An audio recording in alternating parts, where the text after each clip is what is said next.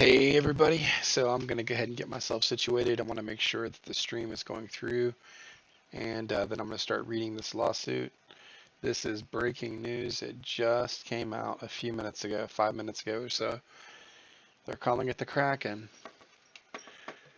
They're saying that this is the suit of all suits, and that the evidence in this is going to boggle the mind. So, let's see.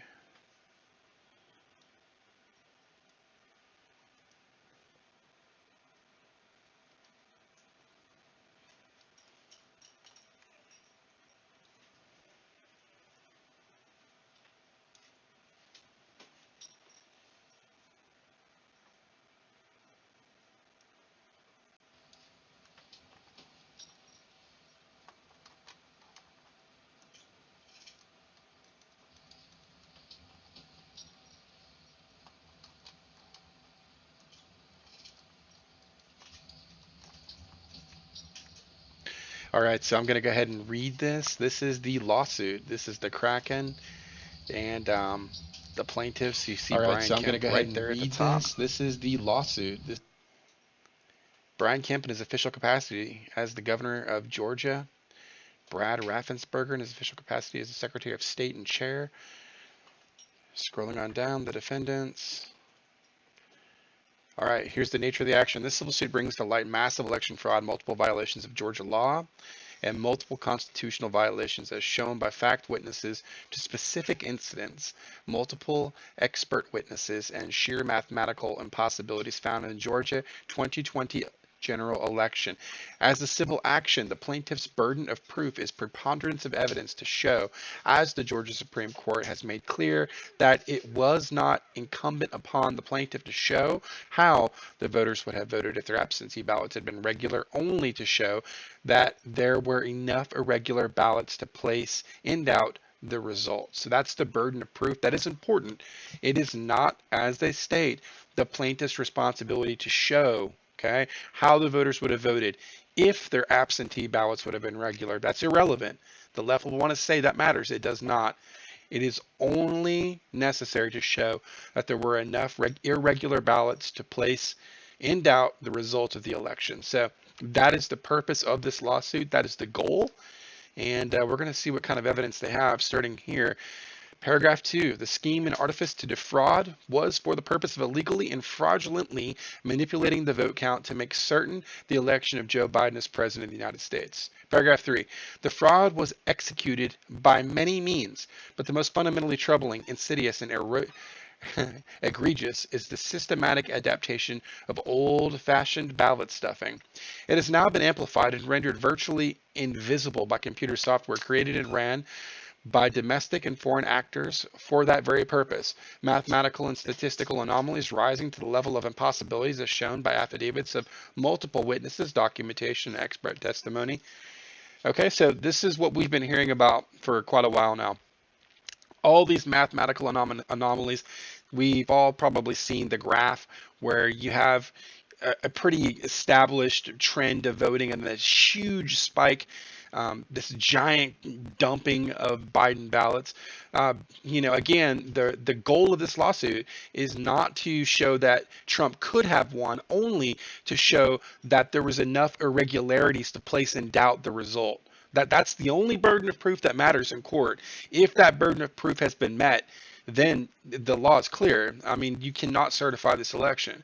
So she's starting off right here at the top, talking about the statistical anomalies and how crazy they are. And I'm sure she's going to have lots of evidence. Again, this is just a preface of what is going to be presented to the court.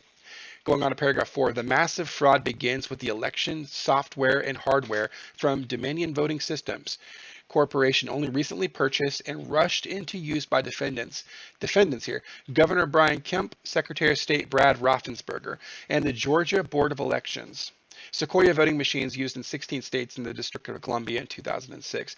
Smartmatic, which has a revenue of about $100 million, focuses on Venezuela and other markets outside the United States. After selling Sequoia, Smartmatic's chief executive, Anthony Mujisa, Mr. Majisa said he had hoped Smartmatic would work with Sequoia on projects in the U.S., though Smartmatic wouldn't take an equity stake. Okay? Smartmatic and Dominion were founded by foreign oligarchs and dictators to ensure computerized ballot stuffing and vote manipulation to whatever level was needed to make certain Venezuelan leader Hugo Chavez never lost an election. Redacted. There's a whistleblower here. Affidavits attached. Notably, Chavez won every election thereafter. Now, this is what we've heard about. We know that she's already admitted there were foreigners that had signed sworn affidavits explaining probably what this allegation here is trying to create, and that's pretty damning evidence. As set forth in the accompanying whistleblower affidavit, this Smartmatic software was designed to manipulate Venezuelan elections in favor of dictator Hugo Chavez. So, two things here. Number one, this is how it was used in the past, and we have a whistleblower stating that it was created to do that. Proof that it has worked is the fact that Hugo Chavez won every election, and now that very same hardware is being used in the United States for the same ends. Okay, I'm going to go ahead and scroll down a little bit. This is basically just to summarize dissertation about how the Smartmatic machine worked. Going on to paragraph 8, the design and features of the Dominion software do not permit a simple audit to reveal its misallocation, redistribution, deletion of votes. Now that's a problem. If the design of the software does not permit a simple audit to reveal basically what it does with the votes after it tabulates them, by definition, that thing is not suited for what it's been installed to do. I mean, how do you run a software system that is going to take all the votes and all the ballots from people, but you can't audit that it's doing it correctly? That's insane. And so now I understand why Governor Kemp and Raffensperger's are listed as defendants up here. It's because they installed a software system that's completely debunked. I mean, my goodness. First, the system's central accumulator does not include a protected real-time audit that maintains the date and time stamps of all significant election events. Key components of the system utilize unprotected logs. Essentially, this allows an unauthorized user the opportunity to arbitrarily add, modify, remove log entries. My God. Causing the machine to log election events that do not reflect actual voting tabulations, or more specifically, do not reflect the actual votes of or the will of the people. In real time, you can literally sit there and insert whatever you wanted, and there's no way to log or capture that that's taking place. That's disgusting. Paragraph 9. Indeed, under the professional standards within the industry in auditing and forensic analysis, when a log is unprotected and can be altered, it can no longer serve the purpose of an audit log. Exactly. There is an incontrovertible physical evidence that the standards of physical security of the voting machines in the software were breached. Wow. And machines were connected to the internet in violation of professional standards and state and federal laws. That's huge. I mean, this alone creates a massive problem. Moreover, lies and conduct of Fulton County election workers about a delay in voting at the State Farm Arena and the reasons for it envis the fraud. Specifically, video from the State Farm Arena in Fulton County shows that on November 3rd, after the polls closed, election workers falsely claimed a water leak required the facility to close. All poll workers and challengers were evacuated for several hours about 10 p.m. However, several election workers remained unsupervised and unchallenged, working at the computers for the vote tabulation machines until after 1 a.m. And you might remember, we all went to bed thinking that it was going to be President Trump that had won because he was doing so well everywhere. And then all of a sudden you have these crazy ballot dumps. And so this was the I guess excuse they used to force everybody out while they were committing their fraud with the machines that was not keeping an adequate log of their activities. Defendants Kemp and Raffensperger's rushed through the purchase of the Dominion voting machines and software in 2019 for the 2020 presidential election. A certificate from the State Secretary of State was awarded to Dominion voting systems, but it is undated. I guess see attached here too, Exhibit 5, copy of certification for Dominion voting systems from Secretary of State. Similarly, a test report is signed, okay, but it is also undated. Now, I'm not sure what the significance of it not being dated is. I assume that there is a significance because it's being listed. Defendants Kemp and Raffensperger disregarded all the concerns that caused Dominion software to be rejected by the State Board of Elections in 2018, namely that it was vulnerable to undetected and non-audible manipulation, which they've already alleged. Number one, there's no accurate log that it keeps track of. Number two, it connects to the internet. That's not secure. An industry expert, Dr. Andrew Apple, Princeton professor of computer science and election security expert, has recently observed, with reference to the Dominion voting machines, I figured out how to make a slightly different computer program that just before the polls were closed, it switched some votes around from one candidate to another. I wrote that computer program into a memory chip, and now to hack a voting machine, you just need 7 minutes alone with it with the screwdriver. So how long did they have alone with the machines? I mean, hours, right? They got everybody out. Hours later, I mean, it's pretty bad. Okay, so there's an exhibit proving that that's been pushed forward as well. If you're just joining, I am reading through the entire Kraken. I got the document here, and I don't know what's in it, so I'm just live streaming this. It's late at night. It's 11:28. I've been waiting all night for this. So if I stumble over a few words, I'm sorry. I'm just as interested to see what this says as you are, I'm sure. As explained and demonstrated in the accompanying redacted declaration of a former electronic intelligence analyst under 305, the 305th Military Intelligence, with experience gathering SAM missile electronic intelligence, the Dominion software is accessed by agents acting, oh my God, on behalf of China and Iran in order to monitor and manipulate elections, including the most recent U.S. general election in 2020. Holy crap. I was losing my breath. I'm going to go back over here and read this more slowly. As explained and demonstrated in the accompanying redacted declaration of a former electronic intelligence analyst under the 305th Military Intelligence with experience gathering SAM missile system electronic intelligence, the Dominion software was accessed by agents acting on behalf of China and Iran in order to monitor and manipulate elections, including our election. This declaration further includes a copy of the patent records for Dominion systems in which Eric Coomer is listed as the first of the inventors of Dominion voting systems. Oh my God. So all we've listened to for the last 4 years was Russia, Russia, Russia. Here we have actual evidence that's being submitted to the court systems of foreign adversaries directly accessing our machines that we use for vote tabulation, machines that don't hold an audit, mind you, no logs, and I guarantee you the left will be mute on this issue. It's ridiculous.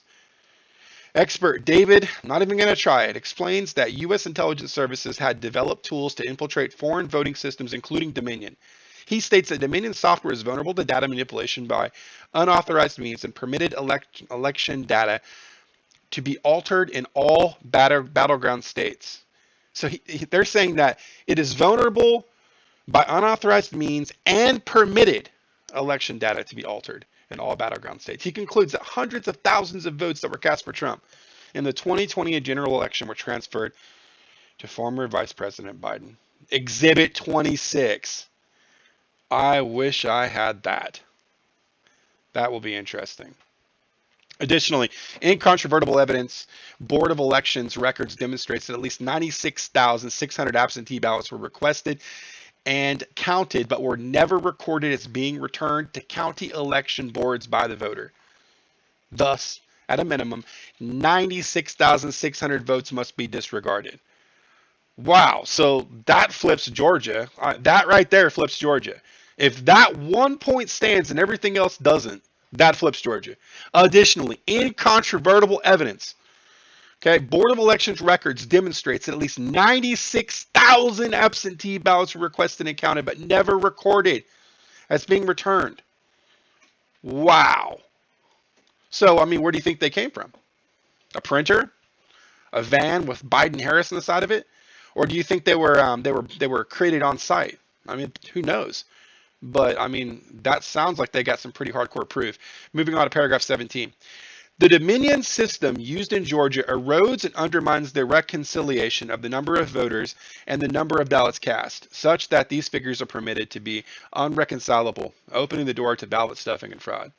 The collapse of reconciliation was seen in Georgia's primary and runoff elections this year and in the November election, where it was discovered during the hand audit that 3,300 votes were cast, were found on memory sticks that were not uploaded on election night. Plus, in Floyd County, another 2,600 absentee ballots had not been scanned.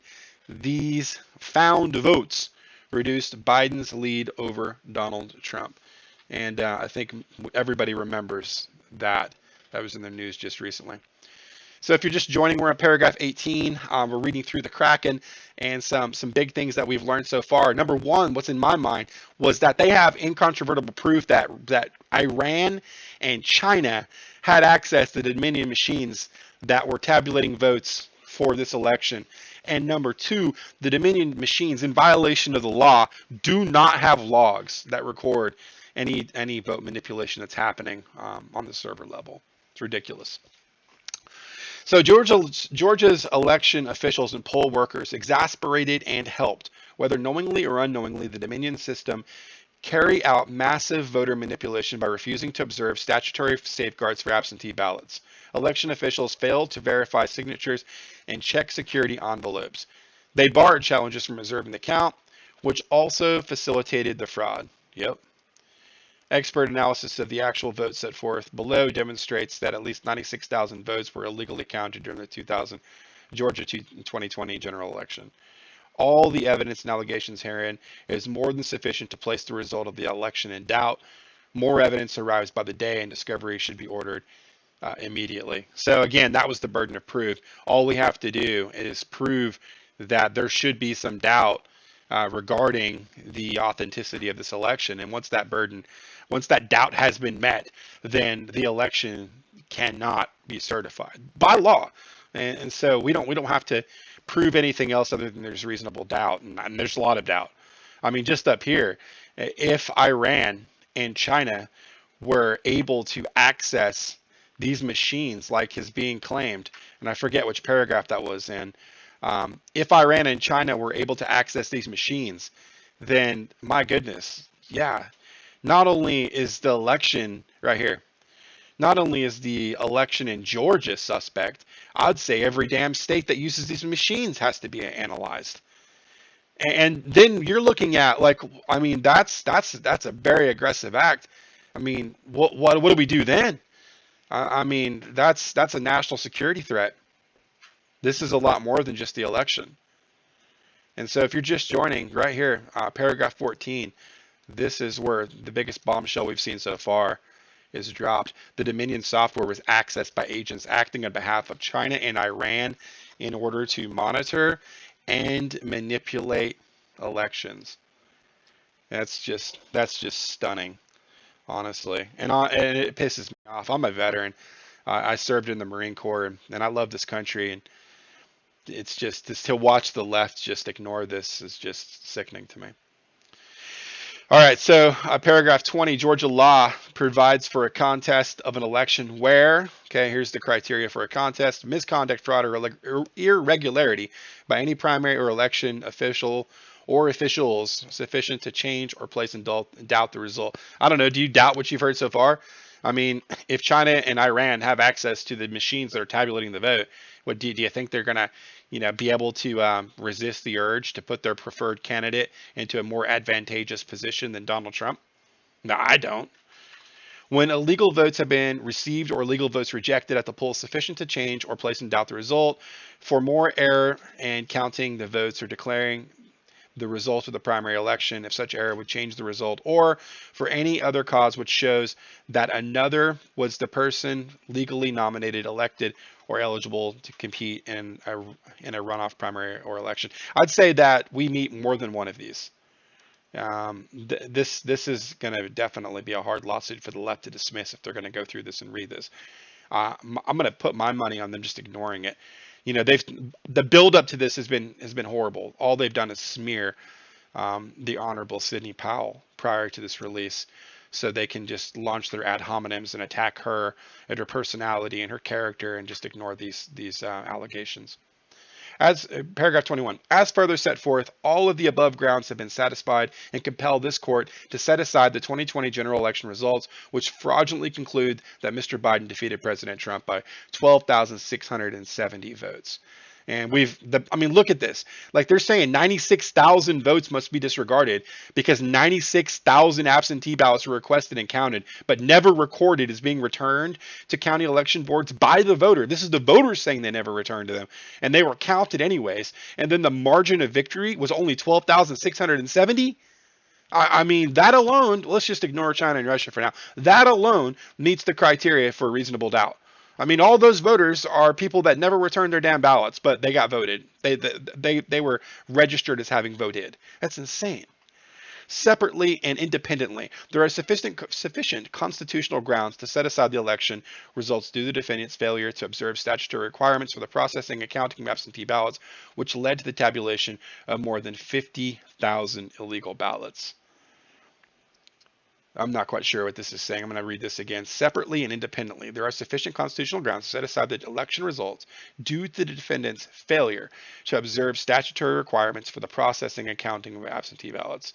Okay, like being able to allow observers in and, not clearing the facility because of a fake flood while your workers that you want to be there are allowed to stay and have access to all this stuff, which led to the tabulation of more than 50,000 illegal ballots. I mean, technically, these should be considered fraudulent ballots that have to be disregarded. So the parties, and so this is where they're going to go through and name everybody. Plaintiffs, Corico, Jaquan Pearson is a registered voter who resides in Augusta, Georgia, is nominated for the Republican Party to be president-elect on behalf of the state of Georgia. And these are people that I am not familiar with, listed as plaintiffs. The defendant, of course, is Governor Brian Kemp. He's going to be called directly into court to defend himself. He's the one that bought the Dominion voting systems for Georgia, budgeting $150 million to the machines. Led by Abrams, Democrats fought the legislation and pointed to cybersecurity experts who warned it would leave Georgia's elections susceptible to hacking and tampering. What is this? That's what the Democrats were saying 2 years ago. 2 years ago. And you might remember Brian Kemp, was the Secretary of State in Georgia in 2018. He was the Secretary of State. He took criticism in 2018 for helping to oversee the election in which he was running. Right? So he's probably had his hand in the cookie jar for a while now. So the Democrats are just going to ignore everything they said leading up to this election because they won? That's despicable. And just this week, the Fair Fight voting rights group started by Stacey Abrams launched a television ad critical of the bill. In a statement Thursday, the group called it corruption at the worst and a waste of money on hackable voting machines. No kidding. Defendant Brad Raffensperger is named here in his official capacity as Secretary of State of the state of Georgia and the election official for the state of Georgia pursuant to Georgia's election code. Raffensperger is a state official subject to suit in his official capacity because his office imbues him with the responsibility to enforce the election laws, which weren't being enforced. Secretary Raffensperger serves as the chairman of Georgia's state election board. I'm not going to read his bona fides. We know who he is. Okay. Jurisdiction. The court has subject matter jurisdiction under 28 U.S. 1331, which provides the district court shall have original jurisdiction over all civil actions arising under the constitutional laws or treaties of the United States. Okay. A lot of this is just legal language stating that they have standing for the suit and the court has jurisdiction over what's being presented. The statement of facts, plaintiffs bring this action under 42 U.S.C. to remedy deprivation of rights, privileges, or immunities secured by the Constitution and laws of the United States to contest the election results. If you're just joining, I'm going to do a quick recap. We are on paragraph 41. The stunners were that evidently these machines do not keep an accurate log. There's no way for you to go into the machine and see what names were added, like at what time they were added. There's really no log available to authenticate when data is being processed through these voting machines. So that sucks. I mean, that's something that you're required by law to maintain. You're expected to be able to have these records. They don't. So does that create doubt in your mind of the validity um, of the results that we're being told? It does for me, and that's the only criteria that they have to meet in order for this case to move forward. It has to create a reasonable doubt that the election results that are being presented to you are real or fair. And so that's a huge problem. There's no authenticatable log that you can go in with timestamps that you can check. So that's the first thing. And then shockingly, after that, evidently the machines were connected to the internet. Okay. I mean, what the hell could possibly go wrong, right? They were connected to the internet and accessed by Russia, or excuse me, by China and Iran. And after all the left has said about Russia, Russia, Russia, since Trump was elected, if they're going to stay silent on this, I think that's just going to add more fuel in our fire, man. These machines were accessed by Iran and China. That is what's being alleged here in this lawsuit. That is a stunning allegation. That's just absolutely horrible. And so, who do you think they would rather have win, Biden or Trump? I mean, come on, man. That's what Joe says, right? So we are here at paragraph 42, and we are reading through the rest of this. But that's what we've covered so far. These there's no log that authenticates what's happened on the machines. They were connected to the internet, and they were actually being accessed by Iran and by China. With respect to the appointment of the presidential electors, the Constitution provides each state shall appoint in such manner as legislature thereof may direct a number of electors equal to the whole number of senators and representatives to which the state may be entitled in Congress, but no senator, representative, or person holding an office of trust can have that position, basically. So this is going to go through and talk about the power of the legislature to pick the electors. Okay, paragraph 45.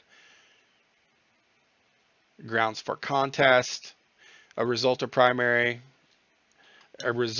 a primary or election may be contested on one or more of the following grounds: misconduct, fraud, irregularity of any primary election official or officials sufficient to change or place in doubt the result. Now, I would say that has been met. So do we meet the grounds for contesting it? Yes. Multiple different things that have happened. Leaving all the ballots unsecured while the building was evacuated for a water main break that wasn't actually a water main break. While meanwhile, everybody's gone, all the poll watchers, all the individuals that are there that are supposed to be able to authenticate, there's no fraud taking place, have been removed. Others stay behind? No, that's absolutely ridiculous on its face, and I would say that is not only misconduct, but is basically fraud and surely irregularity.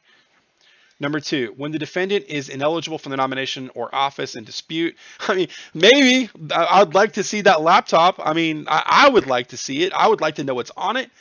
You better make dang sure if it was one of us, like we wouldn't be able to walk from that. Why does Joe Biden get immunity? I mean, he should be ineligible to run for the president of the United States if he was colluding with a foreign power and was on the take. I mean, that's the allegation.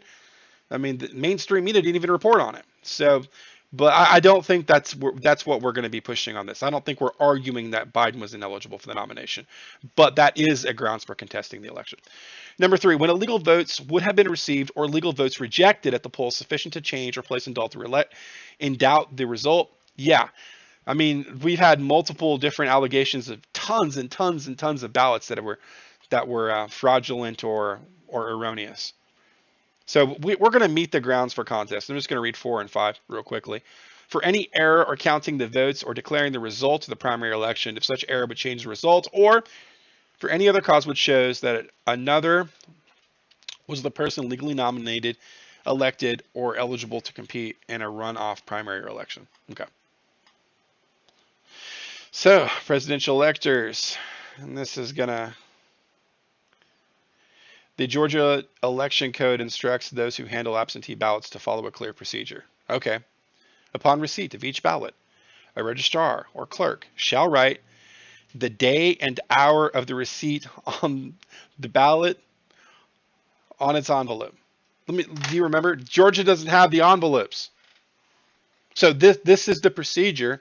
Remember, misconduct, fraud, or irregularity by any primary election official sufficient to change or place in doubt the result is one of the things that we're trying to prove here, right?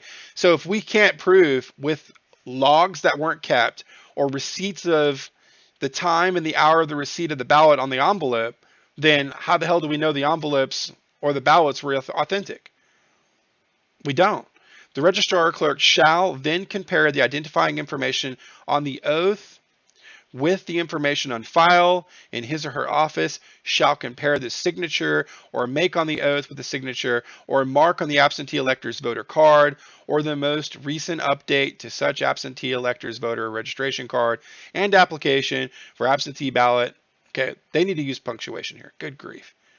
Essentially, what it's saying is that there is a process in place that is going to allow for the verification of the ballot, and you're going to be using a signature match for this to take place. We already know that that was not happening. There was no audit for signatures. Georgia was already saying they didn't even have the damn envelopes, so I think you have to throw those out, and that's what they're going to be arguing. The Georgia legislature also established a clear and efficient process to be used by county officials. They determined that an elector has failed to sign the oath on the outside envelope enclosing the ballot, or that the signature does not conform with the signature on file. Okay, so what did they say? If the elector has failed to sign the oath, or if the signature does not appear to be valid, or if the elector has failed to furnish required information, or information so furnished does not conform with that on file in the registrar or clerk's office, or if the elector is otherwise found disqualified to vote, the registrar or clerk shall write across the face of the envelope, rejected, giving the reason therefor. Pretty simple. If one of these things isn't correct, they should do that. The Board of Registrars or absentee ballot clerk shall promptly notify the elector of such rejection, a copy of which notification shall be retained in the files of the Board of Registrars or absentee ballot clerk for at least 1 year. So does that mean they can't bring in A1 shredding and just shred the damn ballots or the envelopes? I mean, that's something Lynn Wood is working on. Unbelievable allegation if that's true. So defendants' unauthorized actions violated Georgia's election code and caused the processing of defection absentee ballots. Here we go.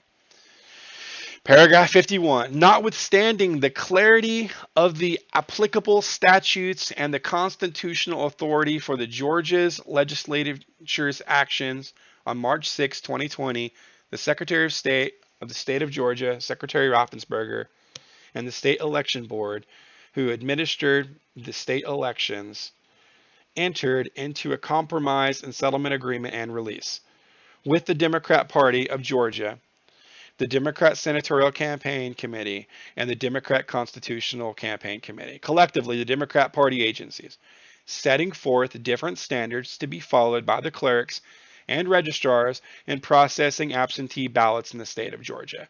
Okay, so what is the agreement? I think that's what we're about to get.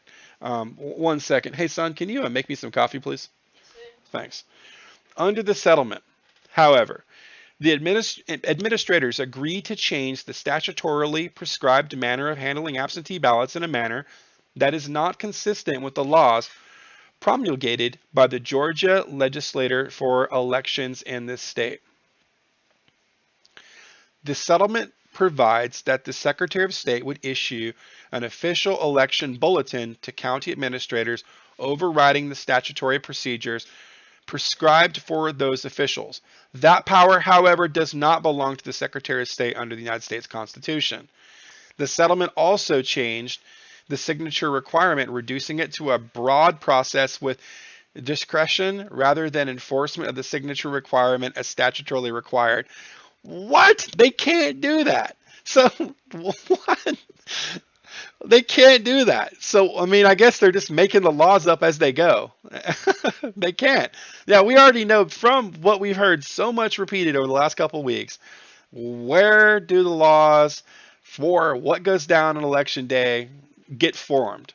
And that's at the state's legislature, right? You can't just change the rules on the go like this. So the Georgia legislature instructed county clerks regarding the handling of absentee ballots. The Georgia Election Code instructs those who handle absentee ballots to follow clear procedures. Upon receipt of each absentee ballot, a registrar or clerk shall write the day and the hour of the receipt on the ballot in its envelope. Wasn't done. The registrar or clerk shall then compare the identifying information on the oath with the information on file in his or her office, shall compare the signature or make the oath within the signature or mark on the absentee elector's voter card or the most recent update to such an absent elector's voter registration card and application for absentee ballot or facsimile of said signature or maker taken from the said card or application, and shall, if the information and signatures appear to be valid and other identifying information appears to be correct, so certify by signing or initialing his or her name below the voter's oath. Wasn't done. They just jammed these ballots through the machines that didn't keep a log, didn't keep a timestamp. They just jammed them through the machines and didn't even keep the damn envelopes. So there's no authenticating what was what, whose vote was whose. Does that place into doubt the validity of this election? Yes, clearly. Not only that, it's breaking their own procedures they were supposed to follow. What I just read was the law. That's what they were supposed to do. I mean, all of this was supposed to have been really, you see, you were supposed to be able to backtrack what was done, when a ballot cleared, when it was tabulated. All that was supposed to have been tracked, and none of it was. Now, why wouldn't they have tracked it? The Georgia legislature prescribed procedures to ensure that any request for an absentee ballot must be accompanied by sufficient identification of the elector's identity. Okay, pretty clear. An affidavit testified under oath, or I'm sorry, there was an affidavit process, or an affiant testified under oath that it was also a particular interest to me to see that signatures were not being verified and that there were no corresponding envelopes seen in sight. Just said that. So this was the law. This is what they were supposed to have been doing. And here we have a witness saying wasn't happening. Wasn't going down like that. There were no envelopes. There was no signatures. There was no verification. They were just ramrodding those damn ballots into the machines that were not logging the information that passed through. The machines that were being accessed by China and Iran. And there was no authentication. There was no check and balance. And there's a witness to this that is sworn under oath. Sorry, guys, but if that was you and me, man, and we broke a law and we had all this evidence stacked up against us, we're going to jail. To reflect the very reason for process, it was documented that in the primary election prior to the November 3rd, 2020 presidential election, many ballots got to voters after the election.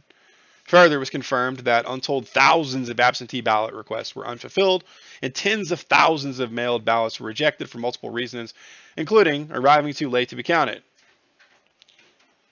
Pursuant to the settlement, the administrators delegated their responsibilities for determining when there was a signature mismatch by considering, in good faith, only partisan-based training. Additional guidance and training materials drafted by the Democrat Party agencies representatives contradicting what was established as the rules and procedures that we just read up here. So, I mean, that's pretty damning, too. I mean, you have the Democrats actually training people to do things contrary to what the law states. Unlawful early processing of absentee ballots. Paragraph 60. And if I'm slurring, guys, I'm trying to hang in there, man. I want to read through this. I'm real motivated. I want to see justice served, and I want to see our votes matter and count. In April 2020, the State Election Board adopted on a purportedly emergency basis Secretary of State rule processing ballots prior to Election Day. Under this rule, county election officials are authorized to begin processing absentee ballots up to 3 weeks before, typo there, Election Day. Thus, the rule provides in part that beginning at 8 a.m. on the third Monday prior to Election Day, the county election superintendent shall be authorized to open the outer envelope of the absentee ballot. Okay, so the rule provides that starting at 8 a.m. on the third Monday prior to election, the county election superintendent shall be authorized to open the outer envelope of the accepted absentee ballots. Okay, that seems clear. Moving on. The rule is in direct and irreconcilable conflict with the laws and regulations, which provides the opening of absentee ballots until Election Day. After the opening of the polls on the day of the election, of the primary election or runoff, the registrars or absentee ballot clerks shall be authorized to open the outer envelope on which is printed the oath of the elector, and in such a manner as not to destroy the oath printed thereon. Provided, however, that the registrars or absentee ballot clerks shall not be authorized to remove the contents of such outer envelope or to open the inner envelope marked official absentee ballot unless otherwise provided in this code section. So I already know where this is going. You know where this is going? All the damn ballots were removed from the envelopes prior to that date. That's my prediction. That's my prediction. But they weren't supposed to do that. Okay.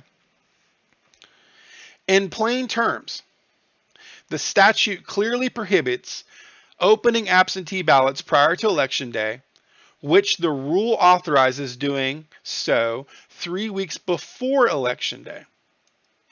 So, I mean, what's going on there? We have a conflict, right? The statute clearly prohibits opening absentee ballots before Election Day, while the rule allows doing it 3 weeks before. So, which of these do you follow? Well, you follow the law, if you're conservative, I guess. But you follow the law. You don't make up your damn rules or whatever you want. And this is why Brian Kemp and Roethlisberger are defendants in this suit, because they entered a pact, or they made rules with the Democrat Party that are in violation of the law passed by the legislature. So is that a problem? Yes, it's a big problem. That makes the election illegitimate. Or a huge number of the absentee ballots that were collected and tabulated, which overwhelmingly went towards Biden, illegitimate. They didn't handle the absentee ballots the way that the law demands and dictates. They did whatever the hell they wanted to do. They did whatever they wanted to do because it's going to open the most avenues for them to be able to do whatever they needed to do to guarantee that if the algorithm they put into place wasn't sufficient to be able to take the election away from Donald Trump, the absentee ballots would. And that's what they did, by a thin margin too, because so much support exists for Donald Trump. So again, there is no reconciling this conflict. The state board, election board, has authority, okay, to adopt lawful and legal rules and regulations, but has no authority to promulgate a regulation that is directly contrary to the unambiguous statute. So, I mean, it's pretty clear. You know, they can't go in violation of it, but they did. The state election board readopted the rule on November 23rd, 2020 for the upcoming January 2021 runoff election. So, I mean, they're going to do it again. Unlawful audit procedures. According to Secretary Raffensperger, in the presidential general election, 2,457,880 votes were cast in Georgia for President Donald J. Trump, and 2,472,002 votes were cast for Joseph R. Biden, which narrowed in Donald Trump's favor for the most recent recount. You might remember they found a flash drive with a bunch of votes on it, right? Secretary Raffensperger declared that for the hand recount, per the instructions given to counties as they conduct their audit, triggered full hand recounts. Designated monitors will be given complete access to observe the process from the beginning, while the audit triggered recount must be open to the public and media. Designated monitors will be able to observe more closely. The general public and the press will be restricted to a public viewing area. Designated monitors will be able to watch the recount while standing close to the elections workers conducting the recount. Political parties are allowed to designate a minimum of 2 monitors per county at a ratio of 1 monitor per party for every 10 audit boards in a county. Beyond being able to watch to ensure the recount is conducted fairly and securely, the two-person audit boards conducting the hand recounts call out the votes as they are recounted, providing monitors and the public an additional way to keep tabs on the process. And if you've never seen that happen in real time, it's somebody grabs a vote, they show the vote to whoever's watching, and they yell Biden or they yell Trump, and then if you hear them say something and you read something else, it's kind of a red flag. The audit was conducted according to law. This code section requires that audits be completed in public view and authorizes the State Board of Elections to promulgate the regulations to administer an audit to ensure the collection of validly cast ballots is complete, accurate, and trustworthy throughout the audit. Okay, this is an important section. Okay, so this code, this legal law requires that audits be completed in public view. Was that happening? Yeah, sounds like it. And authorizes the State Board of Elections to set forth regulations to administer an audit to ensure that the collection of validly cast ballots is complete, accurate, and trustworthy throughout the audit. Was that happening? No, it was not. Now, why do I say it wasn't? Well, because number one, there's no log from the Dominion voting machines to ensure that the ballots that you have in front of you are the ones that were tabulated by the machine and put through. And the envelopes weren't kept. There was no audit. But that's what the law states. So they only did half of it. They did half of it instead of doing all of it, and now that's going to be a huge problem because this is being raised in court. Plaintiffs can show that Democrat majority counties provided political parties and candidates, including the Trump campaign, no meaningful access or actual opportunity to review and access to the validity of mail-in ballots during the pre-canvassing meetings. While the auditor recount, they witnessed Trump votes being put into Biden piles. Wow! While in the auditor recount, they witnessed Trump votes being put into Biden piles. That's disgusting. Non-parties Amanda Coleman and Maria Dietrich are two individuals who volunteered to serve as designated monitors for Donald J. Trump presidential campaign on behalf of the Georgia Republican Party at the hand recount. Attached here to and incorporated herein are Exhibits 2 and 3, respectively, are true and correct copies of the affidavit of Amanda Coleman in support of plaintiff's motion for temporary restraining order and the Coleman affidavit and the affidavit of Maria Dietrich. Okay. The affidavit set forth various conduct amounting to federal crimes, clear improprieties, insufficiencies, and improper handling of ballots by county officials and their employees that Ms. Coleman and Ms. Dietrich personally observed while monitoring the hand recount. Damn. And again, I wish I could look at these exhibits to be able to figure out exactly what they saw.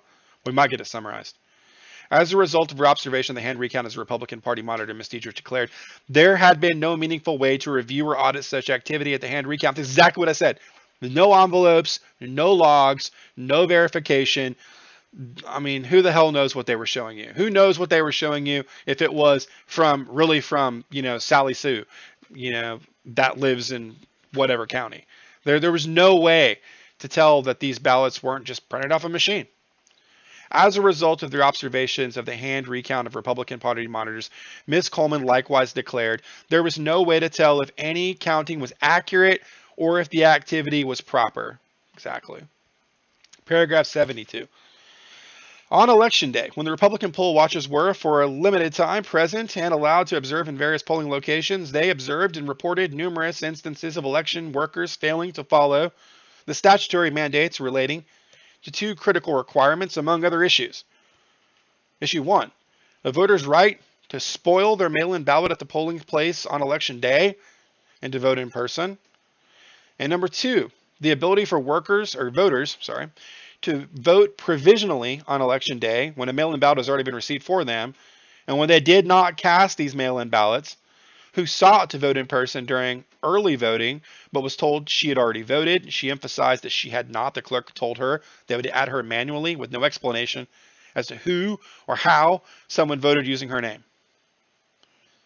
Now, we got some numbers at the very beginning of this, and it was like a huge number of people that had this happen to them. I don't want to guess, but I know it was over 10,000 that showed up, wanted to vote and were told, you've already voted. What happened to those ballots? What happened to my ballot if I was sent an absentee ballot and it was returned, but I didn't return it, somebody else did, and I show up. Sure, they might give me a provisional ballot and let me fill it out, but effectively, my vote isn't counting because the other ballot that somebody else sent in for me is going to null and void my chance to have a say in what happens in the government. So yes, disenfranchised is a great word for it. That's exactly what they're doing. The Democrats, with this fraud, they're disenfranchising. They are erasing American citizens' right to have a say in what happens in their communities and their government.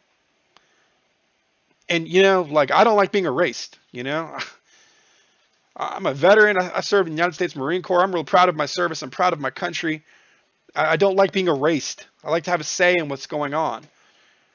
And so these are two big allegations. And now I understand why federal crimes were being alleged to have been committed here. They're breaking the law by not keeping track of when these ballots are received and doing the audit to ensure that the signatures match. I'm moving on. Another observer for the ballot recount testified that at no time did I witness any recounts or individual participate in the recount verifying signatures. That's exactly what I just said. I mean, that wasn't happening. So that is a huge problem. I see you got around 170 people here right now. So I'm going to give a quick recount because it wasn't that many when I started this. So here's like what I've stuck in my head so far. Number one, the voting machines were pushed through real fast, kind of a shady situation. It happened when Sean Kemp was Secretary of State in 2018 and installed in 2019. He had a real shaky election with Abrams. Abrams, of course, is a Democrat. And the Democrats at the time were arguing, no, we don't want Dominion systems in our state. The Democrats were arguing this. No Dominion systems. They're easy to hack, and they're ripe for fraud. Okay, and so the Kraken is actually got a witness from a foreign country, probably Venezuela, because Hugo Chavez is directly named, that states that these machines were created with the intention of helping Hugo Chavez be elected and maintain control of power once in government. And so those machines are what we have in America now. Same machine, same software, same everything. See any problems there? Well, if you're saying yes, that puts you in direct opposition to the governor of Georgia. If you're saying yes, that puts you in direct opposition to the Secretary of State, Brad Raffensperger, because he saw no objections. He saw no objections. He signed a multi-million-dollar deal, brought them all in, $150 million, clean across the board, sent to Dominion coffers. Now, what about these machines is so bad? Number one, they connect to the internet. I mean, that's a problem in and of itself. I mean, they connect to the internet. Therefore, by definition, they are hackable. If it has a router, it can be hacked. If it has a MAC address, it can be identified. So they connect to the internet, and the most damning thing that I've read so far in this entire article was the fact that Sidney Powell alleges they have proof these machines were accessed by foreign powers, specifically Iran and China. Accessed our voting machines during the election with the intention of monitoring the machines and or changing the vote counts. So that's a massive allegation. And what we've been focusing on after learning that early on in the document is the fact that the legal requirements for how these ballots were supposed to have been handled were not being followed. The legal requirements on how you're supposed to document when you're opening. There's a very specific window when you're supposed to allow these documents to be opened. They were opened 3 weeks before that window. 3 weeks. There was no poll watcher present when they were being opened. When the poll watcher showed up, most of these damn things had already been opened anyways. Well, when did you open it? Oh, I don't know, just the other day. No answer, no coherent strategy to explain how they can prove that these things weren't manipulated once they were opened, how they can prove they weren't rewritten. Oh, look, there's a blemish. Let me rewrite the ballot. I mean, these are problems, huge problems, actually. And not only that, they're going to be legal problems for Brad Raffensperger and Governor Kemp, because the rules that he created with the Democrat Party in Georgia to allow for these voting machines to be implemented. So the Democrats would take back their allegations of fraud that they were making in 2018 and 2019. The rules that he made with the Democrat Party are in violation and in contrast to the actual laws that the legislature put into place. And so in conflict between the rules and the laws are going to win. And that's what this federal court is going to make the judges focus on. Yeah, so that's what's going to happen in federal court is the judges are going to have to focus on these allegations. I'm moving on to paragraph 74. So we just read in 73 that the ballot recount testified at no time did I witness any recounts or individual participate in the ballot and recount verifying the signatures on the ballot. Paragraph 74. In some counties, there was no actual hand recounting of the ballots during the hand recount. You might remember the hand recount has two components. Number one is the recount. Number two, by law, is an audit. It's not optional. The law requires an audit. It wasn't provided. In some counties, there was no actual hand recounting of the ballots, but rather county officials and their employees simply conducted another machine count of the same ballots. That will not reveal the massive fraud of which the plaintiffs complain. Paragraph 75. A large number of ballots were identical and likely fraudulent. An affidavit explains that she observed a batch of utterly pristine ballots.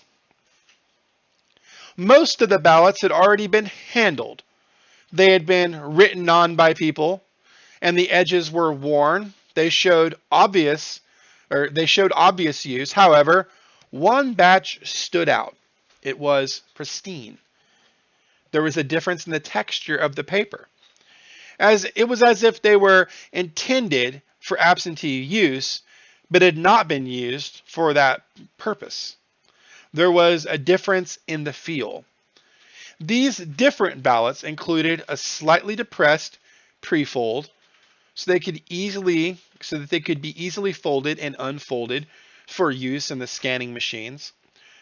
There were no markings on the ballots to show that they had come from or where they had been processed. These stood out. I bet they did.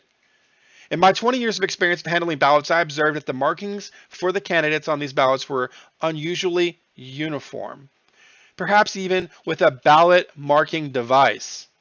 By my estimate, in observing these ballots, approximately 98% constituted votes for Joe Biden. My goodness. You show me where in America, any place, Los Angeles, you show me where in America, in the history of the country, you have a demographic that votes 98% for one candidate. I don't care if we can go anywhere from local county level all the way to the presidential election. You show me where these kinds of statistics exist, because I would love to see that. 98%. Biden. Like, would I say it 12 times? I'd have to go another 78 times before I gave you one Trump. That's insane. I only observed 2 of these ballots as votes for President Donald J. Trump. The same affidavit further testified specifically to the breach of the chain of custody of the voting machines the night before the election, stating, "We typically receive the machines, the ballot marking devices, on the Friday before the election with a chain of custody letter to be signed on Sunday, indicating that we had received the machines and the counts on the machines were when received, and that the machines have been sealed. In this case, we were asked to sign the chain of custody letter on Sunday, even though the machines were not delivered until 2 a.m. in the morning on election day." Well, why do you think that was the case? What do you think was going on with the machines in the meantime? The Milton precinct received its machines at 1 a.m. in the morning on election day. This is unacceptable, and voting machines should be out of custody prior to Election Day. So evidence of fraud. Okay. The stunning pattern of the nature and acts of fraud demonstrate an absence of mistake. The same affidavit further explained in sworn testimony that the breach included: when we received the machines, they were not sealed or locked. The serial numbers were not what were reflected on the related documentation. What? An affidavit testified that while in Henry County, I personally witnessed ballots cast for Donald Trump being placed in the pile for Joseph Biden. I witnessed this happen at table A. Good grief. The affiant further testified that when this was brought to Miss Pitt's attention, I love the naming of the person, it was met with extreme hostility. Oh, you've seen this before from the peaceful, tolerant left. At no time did I witness any ballot cast for Joseph Biden being placed in the pile for Donald Trump. Another affiant in the mail-in ballot and absentee ballot recounting process testified in her sworn affidavit that on November 16, 2020, it was also of particular interest to me to see that signatures were not being verified and there was no corresponding envelope seen in sight. We've talked about that at length. That is a violation of the law. It makes an audit basically impossible.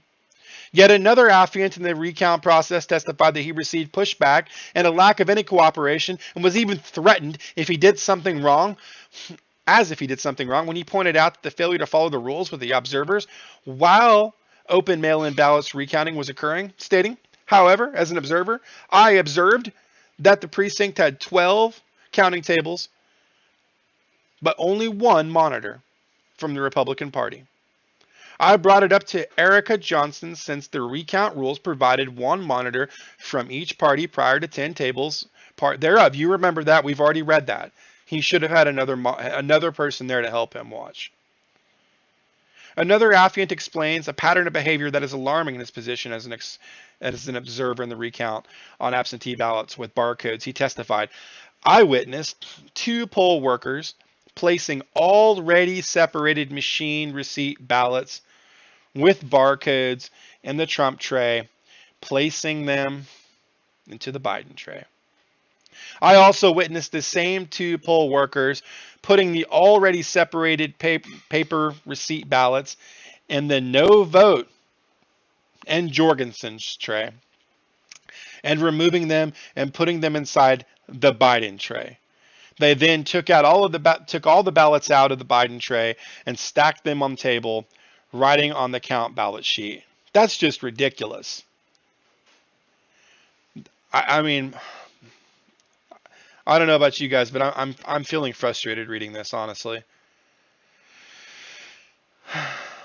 Another affiant, a Democrat, testified in his sworn affidavit that before he was forced to move back to where he could not see, he had in fact seen absentee ballots for Trump inserted into Biden's stack and counted as Biden votes. This occurred a few times. That's just while he could see. Yet another affiant testified about the lack of process and the hostility only towards the Republican Party, which is a violation of the Equal Protection Clause. He testified, I also observed throughout my 3 days in Atlanta, not once did anyone verify these ballots. Not once. In fact, there was no authentication process in place, and no envelopes were observed or allowed to be observed. I saw hostility towards Republican observers and never towards Democrat observers. Both were identified by badges. Man.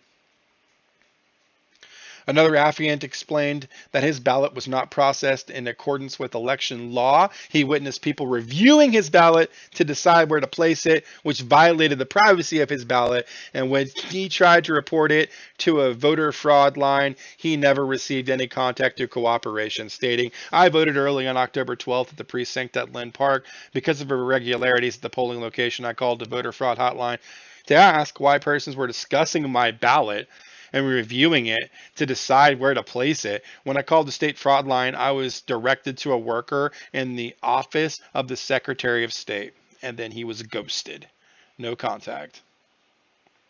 He further testified that when he was an observer at the Lithuania location, he saw many irregularities and specifically saw an auditor sort Biden votes that he collected and sorted them into 10 ballot stacks, which did not show anyone.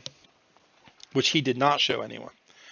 Another affiant testified about the use of different paper for ballots that would constitute fraud, stating, I noticed that almost all the ballots I reviewed for Biden, many batches were 100% for Biden. I also observed that the watermark in at least 3 ballots were solid gray instead of transparent, leading me to believe the ballot was counterfeit. I challenged this, and the elections director said it was a legitimate ballot and was due to the use of different printers. Yeah. Many ballots had markings for Biden only and no markings on the rest of the ballot. I bet that was an honest answer. Printers, yeah, running in the damn back. He's probably telling the truth there. Oh, it's just different printers. Yeah, you're right. Different printers, all right. Yep, absolutely. Now, the next question should have been, where were you printing from? Because it sounds to me like if you can't authenticate that these ballots were received legally, were tabulated correctly, then you can't prove that they're authentic, that they're authentic. And so again, the very first thing that we learned at the beginning of the Kraken was that this isn't a criminal case, man. Like, the only thing that we have to do in court is prove that there is a reasonable amount of doubt that the election results could be considered accurate. We've had a lot of different things. There's no logs on the machines. The machines are connected to the internet. The machines were accessed by Iran. The machines were accessed by China. The mail-in ballots themselves were opened way before they were supposed to be opened. The laws that the legislator wrote into place dictating the expectations and how the absentee ballot program would be handled were not followed. There was a side agreement signed with Governor Kemp and Brad Raffensperger with the Democrats that was followed, but that was not a legal agreement. And it's insane because the Democrats were very much arguing exactly what we're saying today 2 years ago.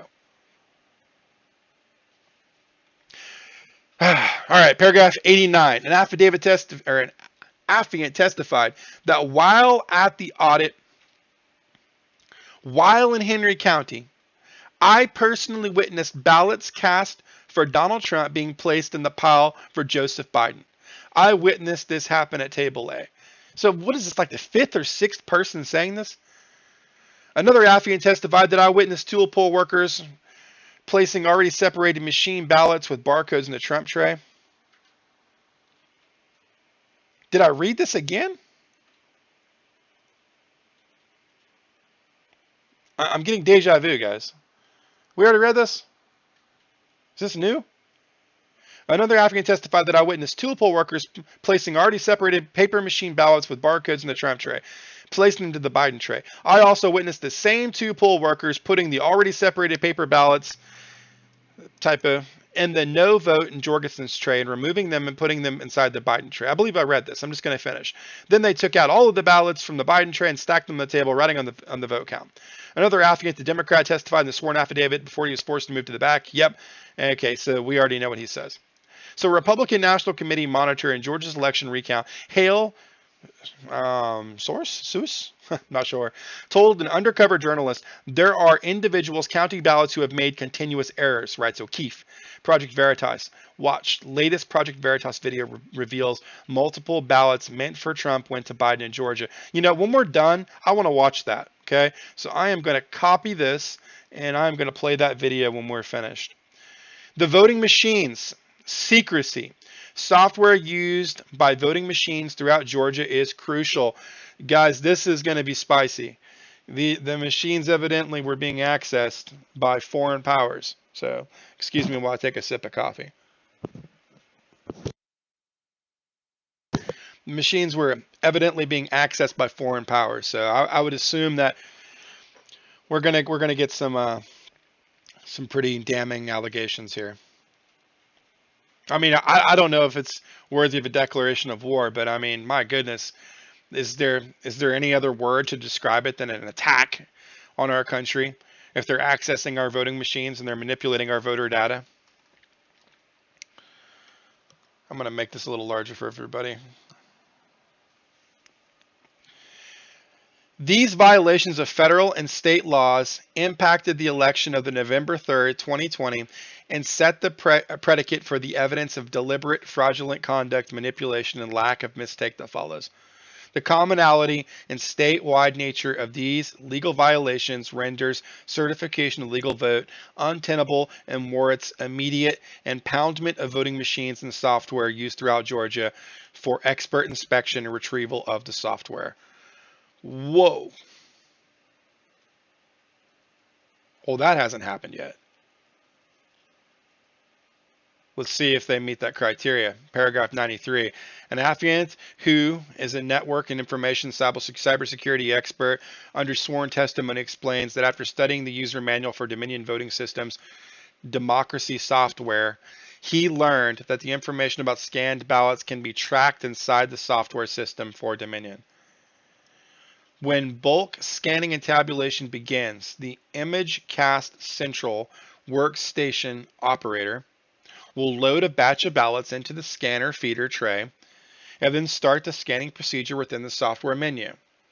The scanner then begins to scan the ballots which were loaded into the feed tray while this ImageCast Central software application tabulates votes in real time. Okay. Information about scanned ballots can be tracked inside the ImageCast Central software applications. Now, a little bit of background about myself. I've spent many years working as a school teacher. I taught language arts in high school before I went back to grad school and got my master's degree in information systems. So my point is that I've been around a lot of state testing. Okay, the kids get the ballots, excuse me, the kids get the exams, they fill it out like a ballot, they turn those in, they're put into a machine, the machine tabulates all the information, and then it's stored. So in real time, when they were taking their assessment tests, practicing for state exams, I could sit at my computer and I could pull up their scores, and I could literally watch what questions they were missing while they were taking the test. So this is a very similar functionality here. The ballots are being put into the machine in real time. The operators of these machines are able to load an interface that shows them what is happening on a vote by vote basis, or perhaps I should use their terminology, a batch by batch basis. Now, why is this a problem?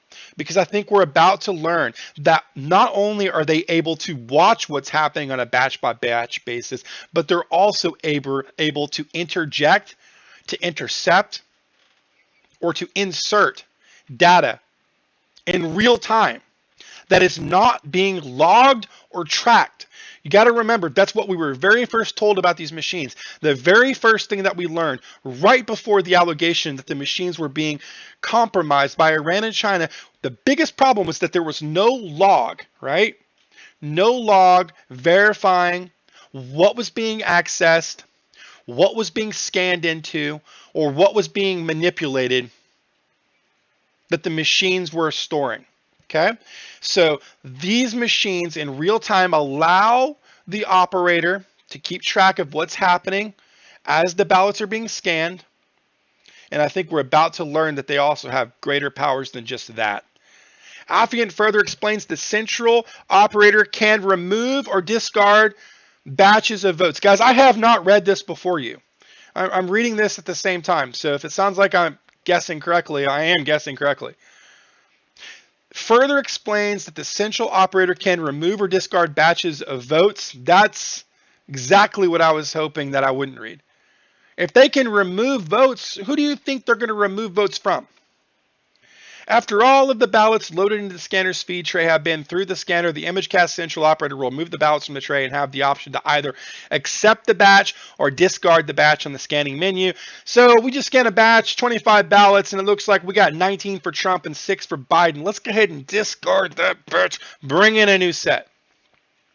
Or better yet, we have a couple of ballots that were screwed up. Why don't we have some overriders come over here? We're going to fix this set of ballots so the machine can read them better. You would never know that was happening. Affiant further testifies the Minion Smartmatic user manual makes itself clear that the system allows for threshold settings to be set to mark all ballots as problem ballots for discretionary determinations on where the vote goes. I mean, exactly. Oh, that one's messed up. Yep, let's go ahead and push this button here. Yep, those ballots were screwed up. They need to be fixed. It states, during the scanning process, the ImageCast Central software will detect how much of a percent coverage of the ovals was filled in by the voter. I'm going to go through this slowly. The ImageCast Central software will detect how much of a percent coverage of the oval was filled in by the voter. So how much of the circle did the voter spend time coloring in? The Dominion customer determines the thresholds for which the oval needs to be covered by a mark in order to qualify as a valid vote. If a ballot has a marginal mark, which did not meet the specific thresholds set by the customer, then the ballot is considered a problem ballot and may be set aside into a folder named Not Cast Images. Through creatively tweaking the oval coverage threshold settings, it should be possible to set thresholds in such a way that a non-trivial amount of ballots are marked as problem ballots and sent to the Not Cast Images folder. I'll explain what that means in a moment. It is possible for an administrator of the ImageCast Central workstation to view all images of scanned ballots which were deemed problem ballots by simply navigating via the standard Windows File Explorer to the folder named Not Cast Images, which holds ballot scans of problem ballots. It is possible for an administrator of the ImageCast Central workstation to view and delete any individual ballot scans from the Not Cast Image folder by simply using the standards window delete and recycle bin functionality. Oh my goodness. That's just like scanning a picture and going into My Documents, My Pictures, and deleting the damn picture from there. And so what does it mean by, the whole scanning of the oval? If I change the setting to where only, let's say I change it to 99.9% of the oval has to be filled in, right? That's going to create a whole bunch of problem ballots probably, because who spends that much time filling in the entire oval? Maybe some people do, but there's going to be others that don't. Well, those ballots would be, I guess, prime for deletion if they had Trump on them. Now, how would you know which ones have Trump? Well, it says right here, all he had to do was use Windows File Explorer, right? And go to the folder on Windows named Not Cast Images, and then there he can just delete the damn ballot anytime he wanted to with no way to be able to track what was being deleted or what's not being deleted. Guys, this is a feature. This is how they made the machines. This is the way they wanted the machines to work. So, that's the goal. That's the goal. You're watching in real time as these ballots are being scanned through, who's getting what vote, just like as a teacher I used to do with my students. Which students are missing question 5? Everybody today. You'd be able to check and see who's getting it right, who's getting it wrong. You'd be able to check and see how many people on that batch are voting for Trump and how many aren't. You'd be able to then go using Windows File Explorer into the folder and delete any damn ballots that you wanted to at a batch level even. You could delete all of them. You could delete half of them. And there's no log from the machine that will keep track of whether this is happening or not. That's the problem. Does that fill you with confidence when you hear that? Obviously, no, me neither. And that's the reason why the federal court is not going to look very good at this lawsuit. And if you follow the law, these machines, like it said up here, should be confiscated, impounded, taken away, and inspected. Because I know there's this thing called a rollback that you can do in a hard drive. They could literally rip these machines apart. They could take the hard drives out. They could do a rollback, and they could look at a data level and see a lot more than what we're able to tell right now. The affiant further explains the vulnerabilities in the system when the copy of selected ballots that are approved in the results folder are made to a flash memory card, and that is connected to a Windows computer stating, this is just insane. What? A flashcard. The affiant further explains the vulnerabilities in the system when the copy of the selected ballots that are approved in the results folder are made to a flash memory card. Okay, so it goes through the machine. All the ballots are passable. They're put on a flash drive, basically. Like, that's their system. That's what Governor Kemp thought was a secure, fraud-free system, right? No logs, no way to tell whether data is being manipulated, inserted, or deleted, and then stored on a damn flash card. Like, that's the best that our government can do. That's what they created. Like, that's their winning ticket. It is possible for an administrator of the ImageCast Central Workstation to view and delete any individual ballot scans from the Not Cast Images folder by simply using the standard Windows delete and recycle bin functions provided by the Windows 10 Pro operating system. The upload process is just a simple copying of a results folder containing vote tallies to a flash memory card connected to the Windows 10 Pro machine. The copy process uses the standard drag and drop copy paste mechanisms within the ubiquitous Windows File Explorer. While a simple procedure, this process may be error prone and is very vulnerable to malicious administrators. Absolutely. So, I mean, what kind of background checks do these people go through, right? I mean, what kind of background checks do these people go through? I mean, they're handling some very sensitive information. I mean, the leader of the free world is going to be the recipient of whoever wins this election. So what kind of checks and balances are in place to ensure that these very powerful administrators don't have felony records, right? Haven't been mixed up with foreign powers or foreign countries? And the answer to that question is there are no checks and balances.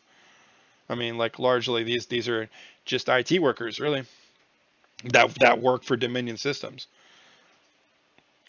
It was announced on Monday, July 29, 2019, Governor Kemp awarded a contract for 30,000 new voting machines to Dominion Voting Systems, scrapping the state's 17-year-old electronic voting equipment and replacing it with touchscreens that print out paper ballots.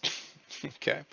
Critics are quoted, led by Abrams, right? The Democrats fought the legislation, appointed the cybersecurity experts who warned it would leave Georgia's elections susceptible to hacking and tampering.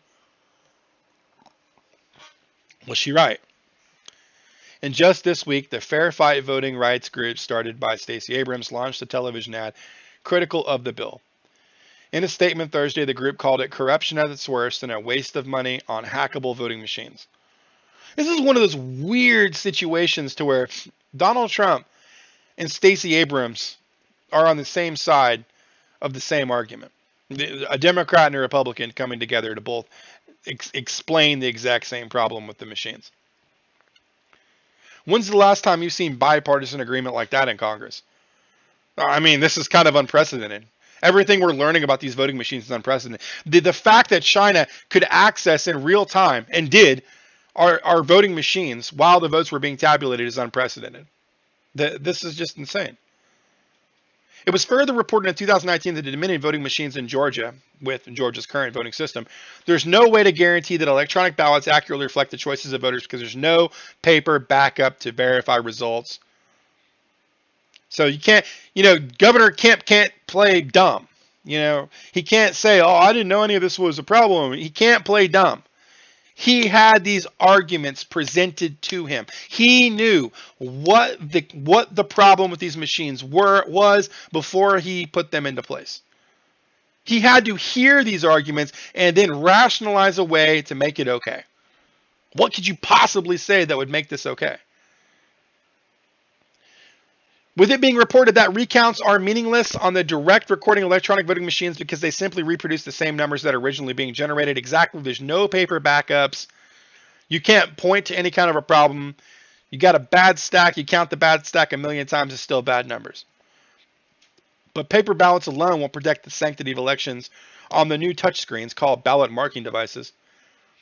The new election systems depend on voters to verify the printed text of their choices on the ballot, a step that many voters might not take.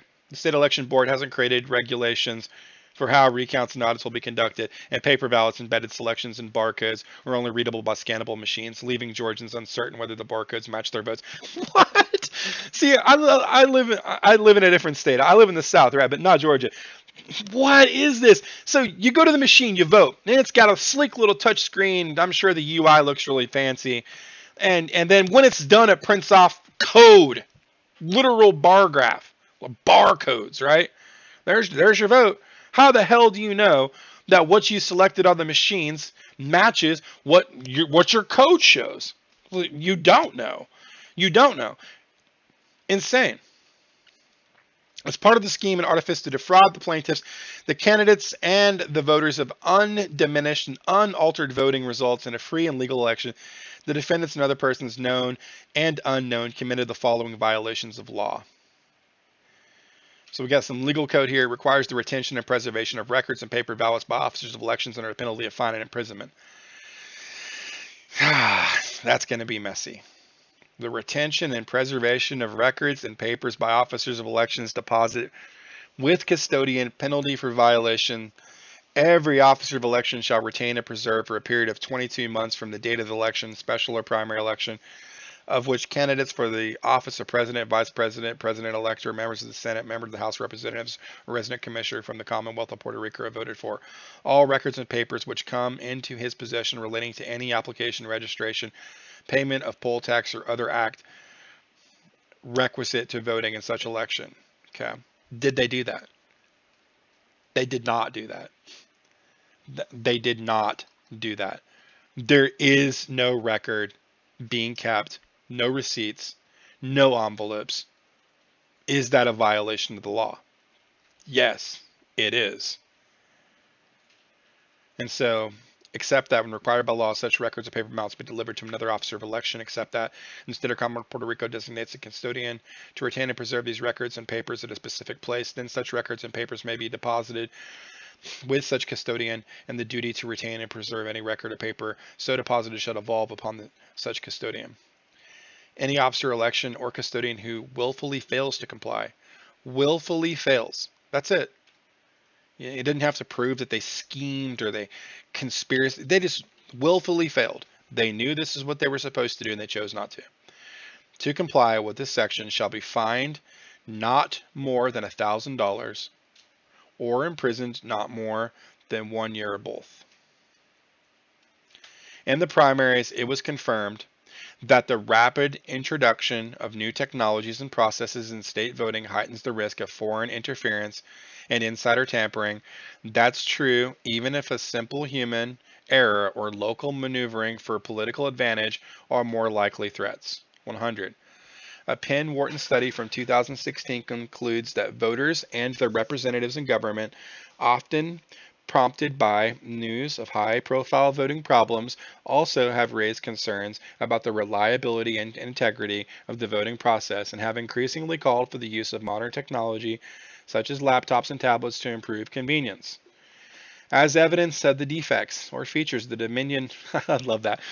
As evidence of the defects or features, that's so Sidney Powell there, or features of the Dominion democracy suit as described above, the same Dominion democracy suit was denied certification in Texas by the Secretary of State January 24, 2020 because of a lack of evidence or efficiency and accuracy, and to be safe from fraud and unauthorized manipulation. I'm just going to pause here. Guys, poor Sidney Powell has taken a pounding from our media. They've been going after this honorable lady like crazy. I have not read a single thing so far that she hasn't at some point explained to us, hinted about, or prepared us. She didn't exaggerate about anything. No one can say that they weren't prepared a little bit for what we're hearing. She was very honest and open about what she's explaining.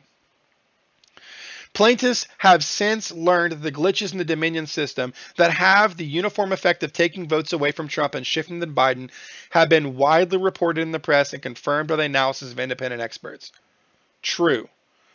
I can smell this is about to get bad. Plaintiffs can show through expert and fact witnesses that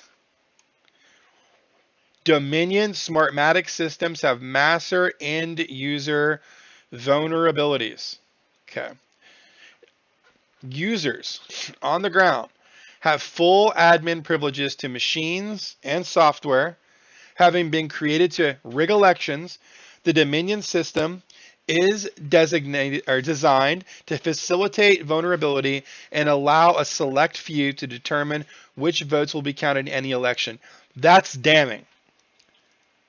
So let's go back and explain what. Let's read this again.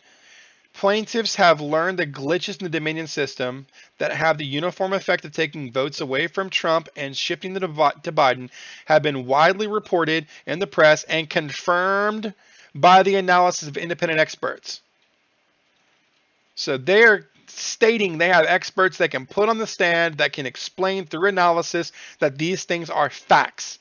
Here are fact witnesses that explain. Users on the ground have full admin privileges to machines and software. On the ground would mean on the location, on the site, during the vote, right? They have full admin privileges to the machine. All the functionality that we just read, they have access to. The deleting of ballots, the changing the criteria on which ballots are going to be accepted and which ones aren't, full access to it. Having been created to rig elections, right, the Dominion system is designed to facilitate or make easier to use the vulnerabilities and allow a select few to determine which votes will be counted in any election. Workers were responsible for moving ballot data from polling place to the collector's office and inputting it into the correct folder. Any anomaly, such as pin drips or bleeds, results in a ballot being rejected. It is then handed over to a poll worker to analyze and decide if it should count. This creates a massive opportunity for purely discretionary and improper vote adjudication. Every single Trump ballot that goes to these people could have easily been trashed. And that's like going into a crowd and pointing at someone. You don't matter, you don't matter, you don't matter, neither do you or you. Down the line, you're erasing those people one by one. Every ballot that was taken out of that group, every time that this happened, was an American citizen that had been silenced and their constitutional right to be able to vote in a country that is all about freedoms and the preservation of our liberties. Those people were made victims. Affiant witnesses, name redacted for security reasons. Okay? Not witnesses, witness. So here's a witness, redacted for security reasons. In his own sworn testimony explains he was selected for the National Security Guard detail of the president of Venezuela. Wow. Okay? And that he witnessed the creation of Smartmatic for the purpose of election vote manipulation to ensure Venezuelan dictator Hugo Chavez never lost an election. He saw it work. This man is willing to go to court. I was there. I was in the room. This is how it went down. The purpose of this conspiracy, right? What conspiracy? Well, the creation of an election system that is easily compromised and controllable. The purpose of this conspiracy was to create and operate a voting system that could change the votes in elections from votes against persons running the Venezuelan government to votes in their favor in order to maintain control of the government. Smartmatic's incorporators and inventors have backgrounds evidencing their foreign connections, including Venezuela and Serbia. Specifically, its identified inventors. So the applicant, Smartmatic Corp. Here's the inventors. They're listed by name. I think for fun, I'm going to Google these people one at a time. See what I can learn about them. The presence of Smartmatic in the United States, owned by foreign nationals in Dominion, a Canadian company with its offices such as the Office of General Counsel in Germany. Something about a server raid recently, huh? You guys hear about that too? Would have to be approved by CFIUS. That acronym was created in 1988 by the Exxon-Florio Amendment to the Defense Production Act of 1950. That acronym's authorizing statute was amended by the Foreign Investment and National Security Act of 2007. As amended, Section 721 of the DPA directs the President, acting through CIFUS, to review a covered transaction to determine the effects of the transaction on the national security of the United States. Okay. Section 721 defines a covered transaction as any merger, acquisition, or takeover by or with any foreign person which could result in a foreign control of any person engaged in interstate commerce in the United States. Review of covered transactions under 721 begins with CIFUS. As noted, CIFUS is chaired by Treasury Secretary, and its members include the heads of various federal agencies and other high-ranking government officials with foreign policy, national security, and economic responsibilities. Okay. Then Congresswoman Carolyn Maloney wrote October 6, 2006, that's a long time ago, to the Secretary of Treasury, Henry M. Paulson, Jr., objecting to the approval of Dominion Smartmatic by CIFUS because of the corruption of Venezuela origination, ownership, and control. Love this. God works in so just interesting ways. I just love the irony.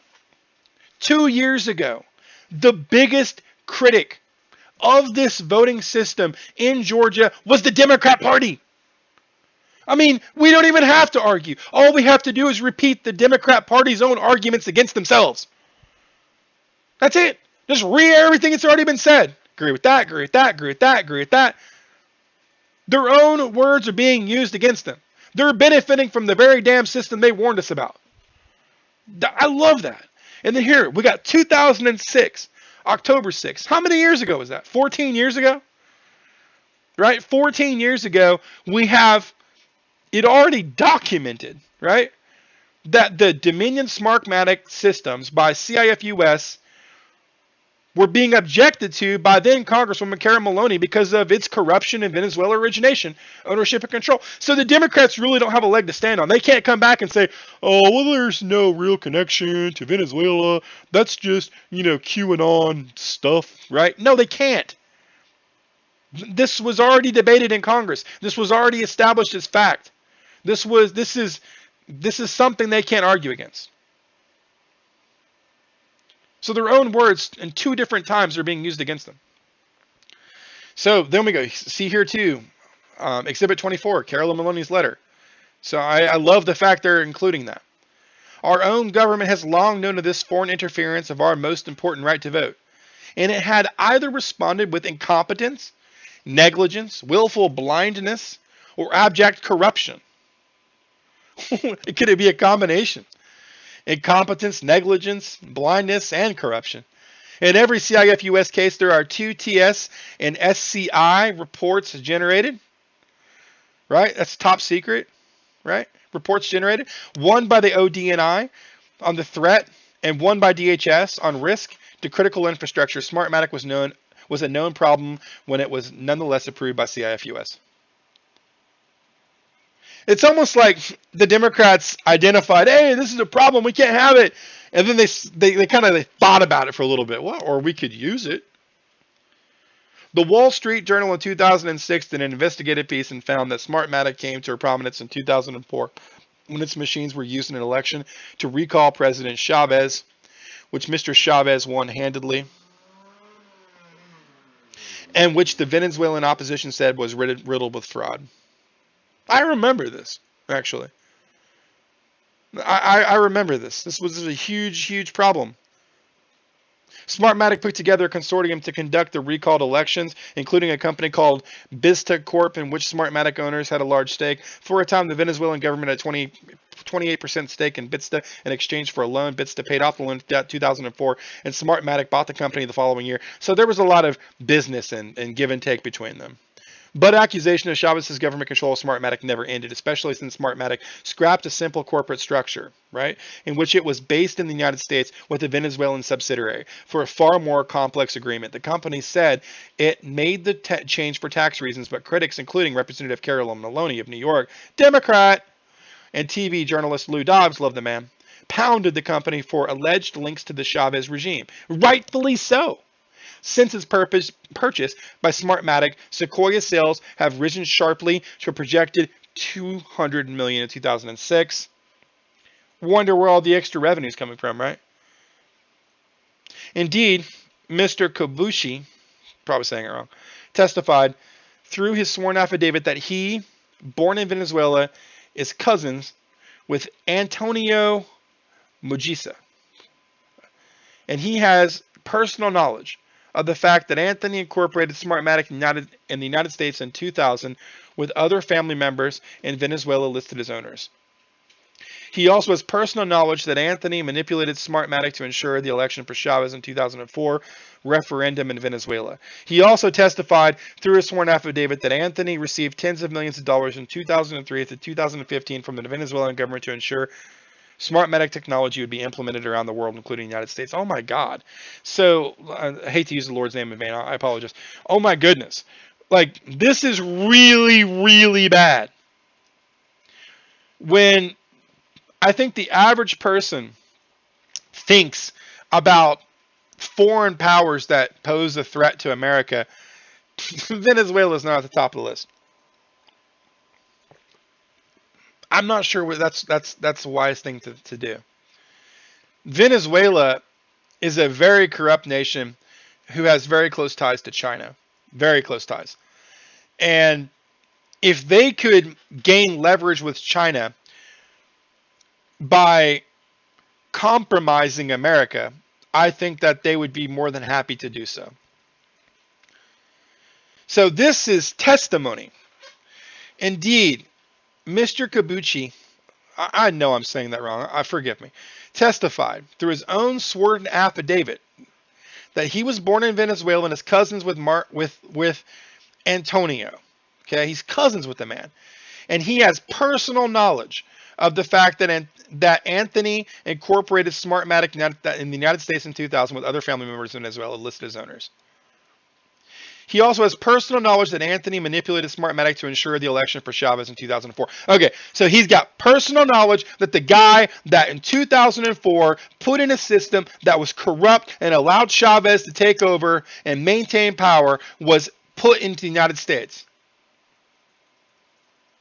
He has personal knowledge that the very individual, his family, the very individual that was responsible for the reign of terror of Hugo Chavez in Venezuela, the machine that kept him in power, was being sold and implemented into the United States voting systems.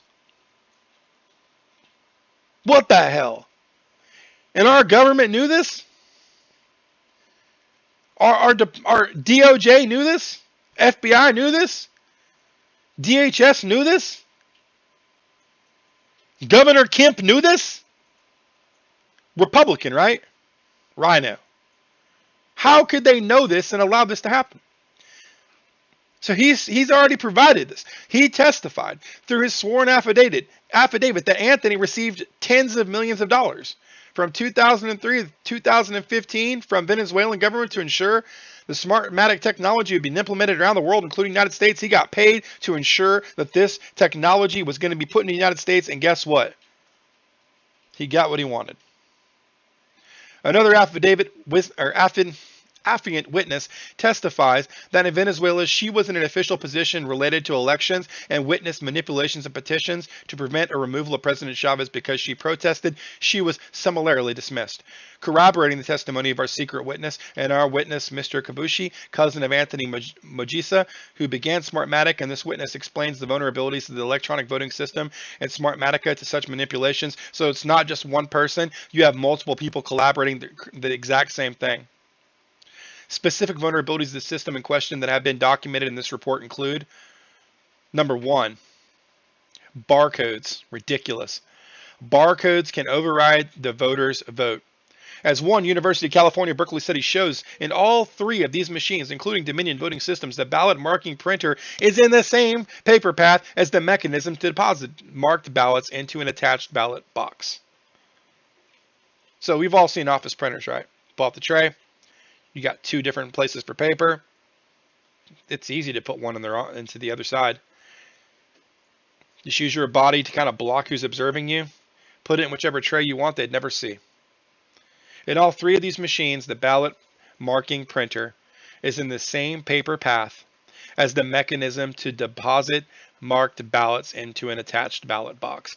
This opens up a very serious security vulnerability. The voting machine can make the paper ballot to add votes or spoil already cast votes after the last time the voter sees the paper, and then deposit that marked ballot into the ballot box without the possibility of detection. Guarantee it happened. Voting machines, number 2. Voting machines were able to be connected to the internet by way of laptops that were obviously internet accessible. If one laptop was connected to the internet, the entire precinct was compromised. That's the way network systems work. 3. We discovered at least some jurisdictions were not aware that their systems were online, said Kevin Skolung, an independent security consultant who conducted the research with 9 others, all of them longtime security professionals and academics with expertise in election security. They didn't even know they connected. 4. October 6, 2006, Congresswoman Carolyn Maloney called in Secretary of Treasury Harry Paulson to conduct an investigation of Smartmatic based on its foreign ownership and ties to Venezuela. Congresswoman Maloney wrote that it is undisputed that Smartmatic is foreign owned and it has acquired Sequoia. Smartmatica now acknowledged that Anthony Mujisa, a Venezuela businessman, has a controlling interest in Smartmatica, but the company has not revealed who all other Smartmatic owners are. I'd love to know who they are. But, what we do know is already problematic enough. That's the guy who was literally helping Hugo Chavez game the system to stay in power. How do we know? Well, we've got a sworn testimony from a man that was in the room when this was happening. Personal security guard for Hugo Chavez. Knows Antonio. That was the guy who set it all up. That's the guy who made tens of millions of dollars making sure those very same systems were installed in American, voting precincts. Dominion got into trouble with several subsidiaries it used over alleged cases of fraud. One subsidiary is Smartmatic, a company that has played a significant role in the U.S. market over the last decade, according to a report published by UK-based Access Wire. Okay? So they have a little bit of a paper trail of fraud. Litigation over Smartmatic glitches, right, alleged they impacted the 2010 and 2013 midterm elections in the Philippines, raising questions of cheating and fraud. An independent review of the source codes used in the machines found multiple problems, which included the software inventory provided by Smartmatic is inadequate, which brings into question the software credibility. How long ago was that, right? 2010, 2013. You think they would fix it if it was a problem. I mean, they're not going to fix it if it's a feature. Dominion acquired Sequoia Voting Systems as well as Premier Election Solutions, right? Formerly part of Diebold, which sold Premier to ES&S in 2009 until antitrust issues forced ES&S to sell Premier, which then was acquired by Dominion. It's just explaining when that happened. Dominion entered into a 2009 contract with Smartmatic and provided Smartmatic with the PCOS machines that were used in the 2010 Philippine election, the biggest automated election run by a private company. The international community hailed the automation of that first election in the Philippines. The results, transmission received 90% of votes 4 hours after polls closed. Oh my gosh, I'm going to read this again. And Filipinos knew for the first time who would be their new president on election day. And keeping the local election law requirements, Smartmatic and Dominion were required to provide the source code of the voting machines prior to elections so that it could be independently verified. Okay. Let's go. The international community hailed the automation of that first election in the Philippines. The results, transmission reached 90% of votes 4 hours after polls closed. Doesn't that really raise into question if in 2010 these machines within 4 hours of the close of polls were to be able to tabulate 90% of all of the votes? Why the hell do you need to close down the voting precincts, right? Why do you need to stop the vote? Stop the vote, right? In all these states that magically swung to Biden. Why do you got to stop the vote? Well, you got to stop the vote because you have to go into the machine now. You got to go into the machine now and you have to change the data tables. You have to add votes. You have to insert ballots. because Donald Trump was winning every single state that flipped. When they stopped counting, he was winning. And one thing that Sydney hasn't talked to us about yet was the fact that when you look at the timetables on when the votes were being tabulated, when they were being registered and scored, you get to a point from like, I think it was 2 o'clock in the morning to 5 o'clock in the morning, where you don't have like hills and waves. You have a damn spike, like a huge, huge spike, all Biden votes. They were all dumped at the same time. So if in 2010 these machines were so efficient and so fast that 4 hours after polls closed, the Philippines knew who their president was going to be, why did it take so long in America? Because they were committing fraud. And fraud on this scale takes time. It just does. I mean, you can't just produce hundreds of thousands of votes that easily and that quickly. It does take a little bit of time. So they said that there was a flooding incident, and they cleared out the building. Cleared out everybody that was honest, everybody that was watching, and then they gamed the machines and gamed the system. Remember, what we learned from this document is that you only need a screwdriver and 7 minutes to hack into one of these machines. They had hours. Not only did they have hours, but they also had administrator access, so they didn't even really need to hack the damn machine. They could have, but they didn't need to. They could have just changed it using the features provided. In keeping with local election law requirements, Smartmatic and Dominion were required to provide the source code of the voting machines prior to the election so they could be independently verified. In late December 2019, 3 Democratic senators, Warren, Klobuchar, and Wyden, House member Mark Pocan, wrote about their particularized concerns that secretive and trouble-plagued companies have long skimped on security in favor of convenience. What I said earlier about how God is really just amazing, because the way this is happening is, again, we have an example of the Democrats' own words being used against them. Everything that Stacey Abrams said in 2018 against the Georgia voting system that Governor Kemp and Rosenberger put into place is very valid today. The Democrats' party makes the argument for us. Here again, the Democrat senators are making our argument for us. They have problems. They have concerns. And so do we. We share those now. It's a bipartisan issue, we would assume. They have long skimped on security in favor of convenience. In the context of how they describe the voting machine systems at 3 large vendors, Election Systems and Software, Dominion Voting Systems, and Hart InterCivic collectively provide voting machines and software that facilitate voting for 90% of all eligible voters in the United States. And we've only been focused on one of these. That doesn't mean these other 2 are legit. Senator Ron Wyden, Democrat of Oregon, said findings in security of voting systems are yet another damning indictment of the profiteering election vendors who care more about their bottom line than protecting our democracy. It is also an indictment, he said, of the notion that important cybersecurity decisions should be left out of county election offices, many of whom do not employ a single cybersecurity specialist. And I know that's the truth.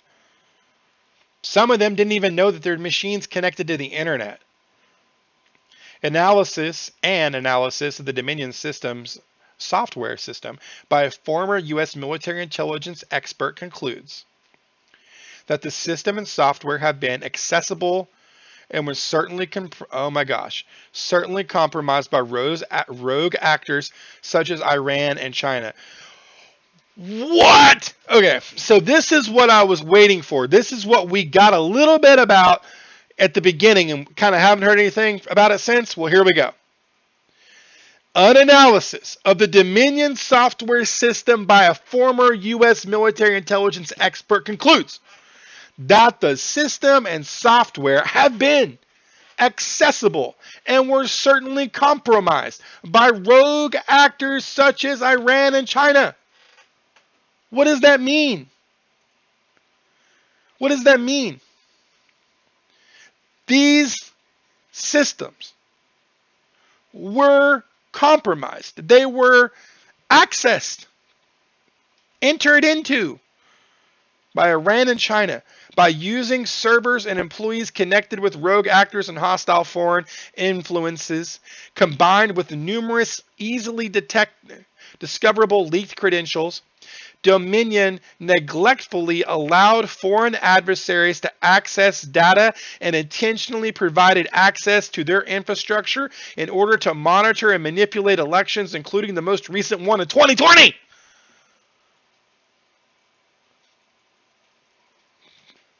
What? The fact that this is not on CNN right now with people that love America demanding answers is a freaking, it's a sin. Where are the people that were screaming Russia, Russia?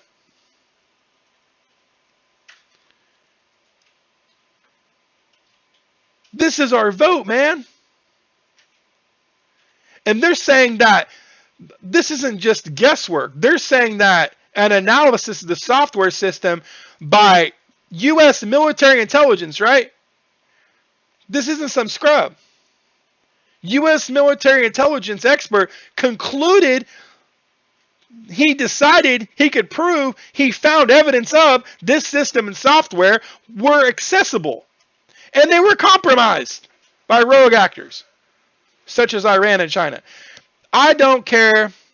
Anytime someone says that there's no evidence of fraud, please let this stick in your head. Yes! Lots of fraud. Huge levels. Beijing Biden was not someone that America was excited about. He couldn't get people to show up to his rallies. Trump, hundreds of thousands of people. And we're expected to believe that he pulled more, Joe Biden pulled more.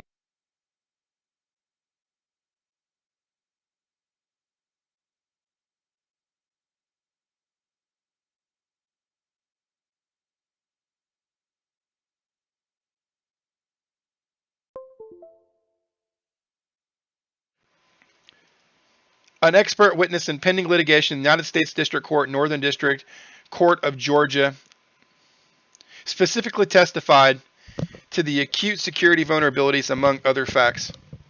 By declaration filed on October 4th, 2020.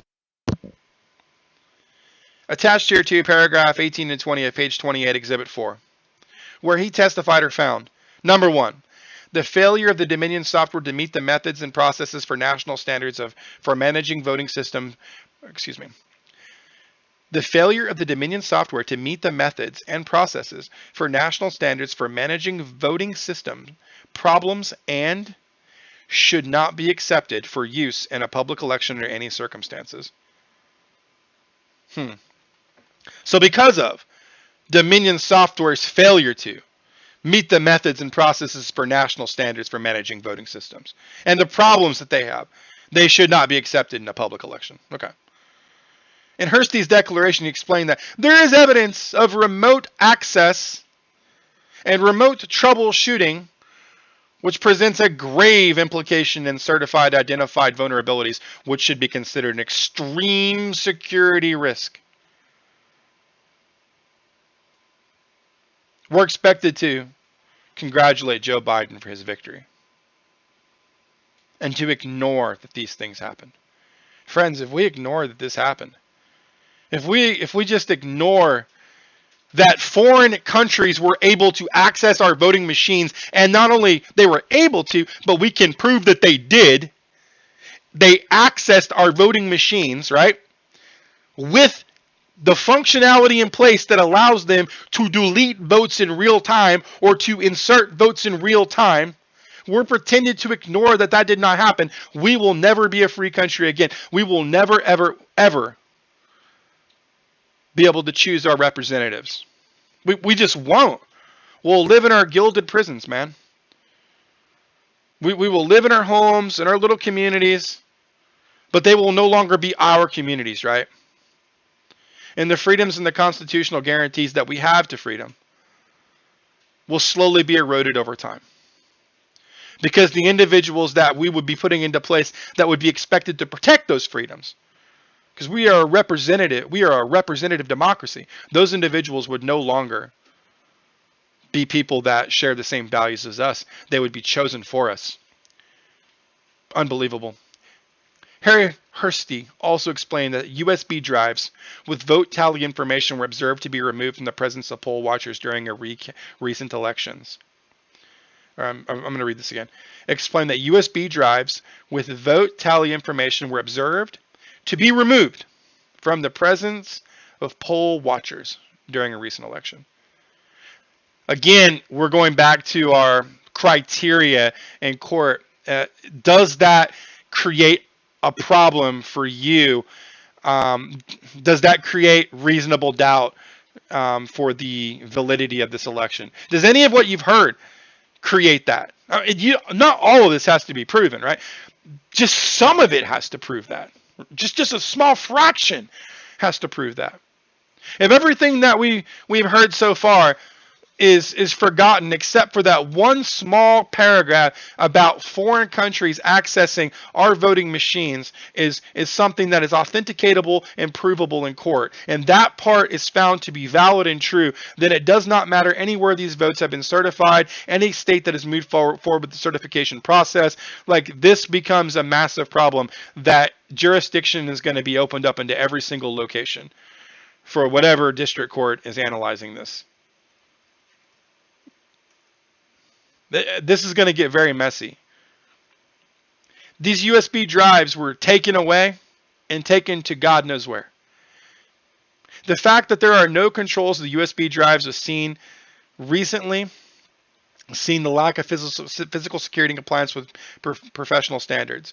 In one Georgia county where it is reported that 3,300 votes were found on memory sticks not loaded in Floyd County, another 2,600 were unscanned, and the found votes reduced Biden's lead over Donald Trump. That made news. We all heard about it.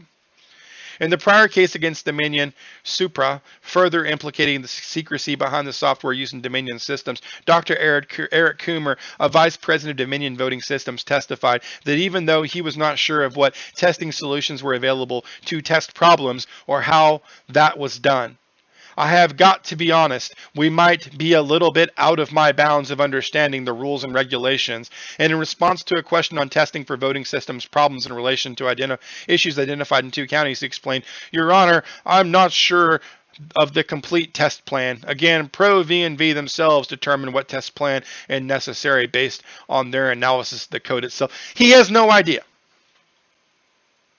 That's basically what the vice president of Dominion Voting Systems is saying.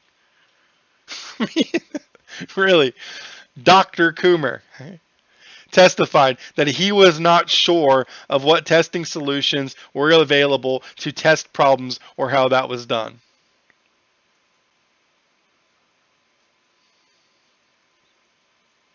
Hursty stated within said declaration, the security risks outlined above, operating system risks, the failure to harden the computers, performing operations directly on the operating systems, that's the one that bothers me the most. Lacks control of memory cards, that one too, I guess. Lack of procedures and potential remote access are extreme and destroy the credibility of the tabulations and output of the reports coming from the voting systems. Hursty's right. This is an excellent summary of all of the problems that are really, wrapped up into these voting systems. Everything listed there. Rather than engaging in an open and transparent process to give credibility to Georgia's brand new voting system, the election processes were hidden during the receipt, review, opening, tabulation of these votes, and direct contravention of Georgia's election code and federal law. And I know some of you weren't here at the beginning. Law is very, very clear on the way that absentee ballots are supposed to be handled. When the ballots come in, they are not allowed to be opened by law. Okay? See, there was an agreement in 2018 and 2019 that was made between Governor Kemp and like a collection of Democrat groups. And they set some rules in place for how to handle absentee ballots, because the Democrats were very concerned about the use of these machines for fraud and other things. Those rules were in violation of federal law. Now, one of the things that had happened was that these ballots were all opened up to 3 weeks before the election, right?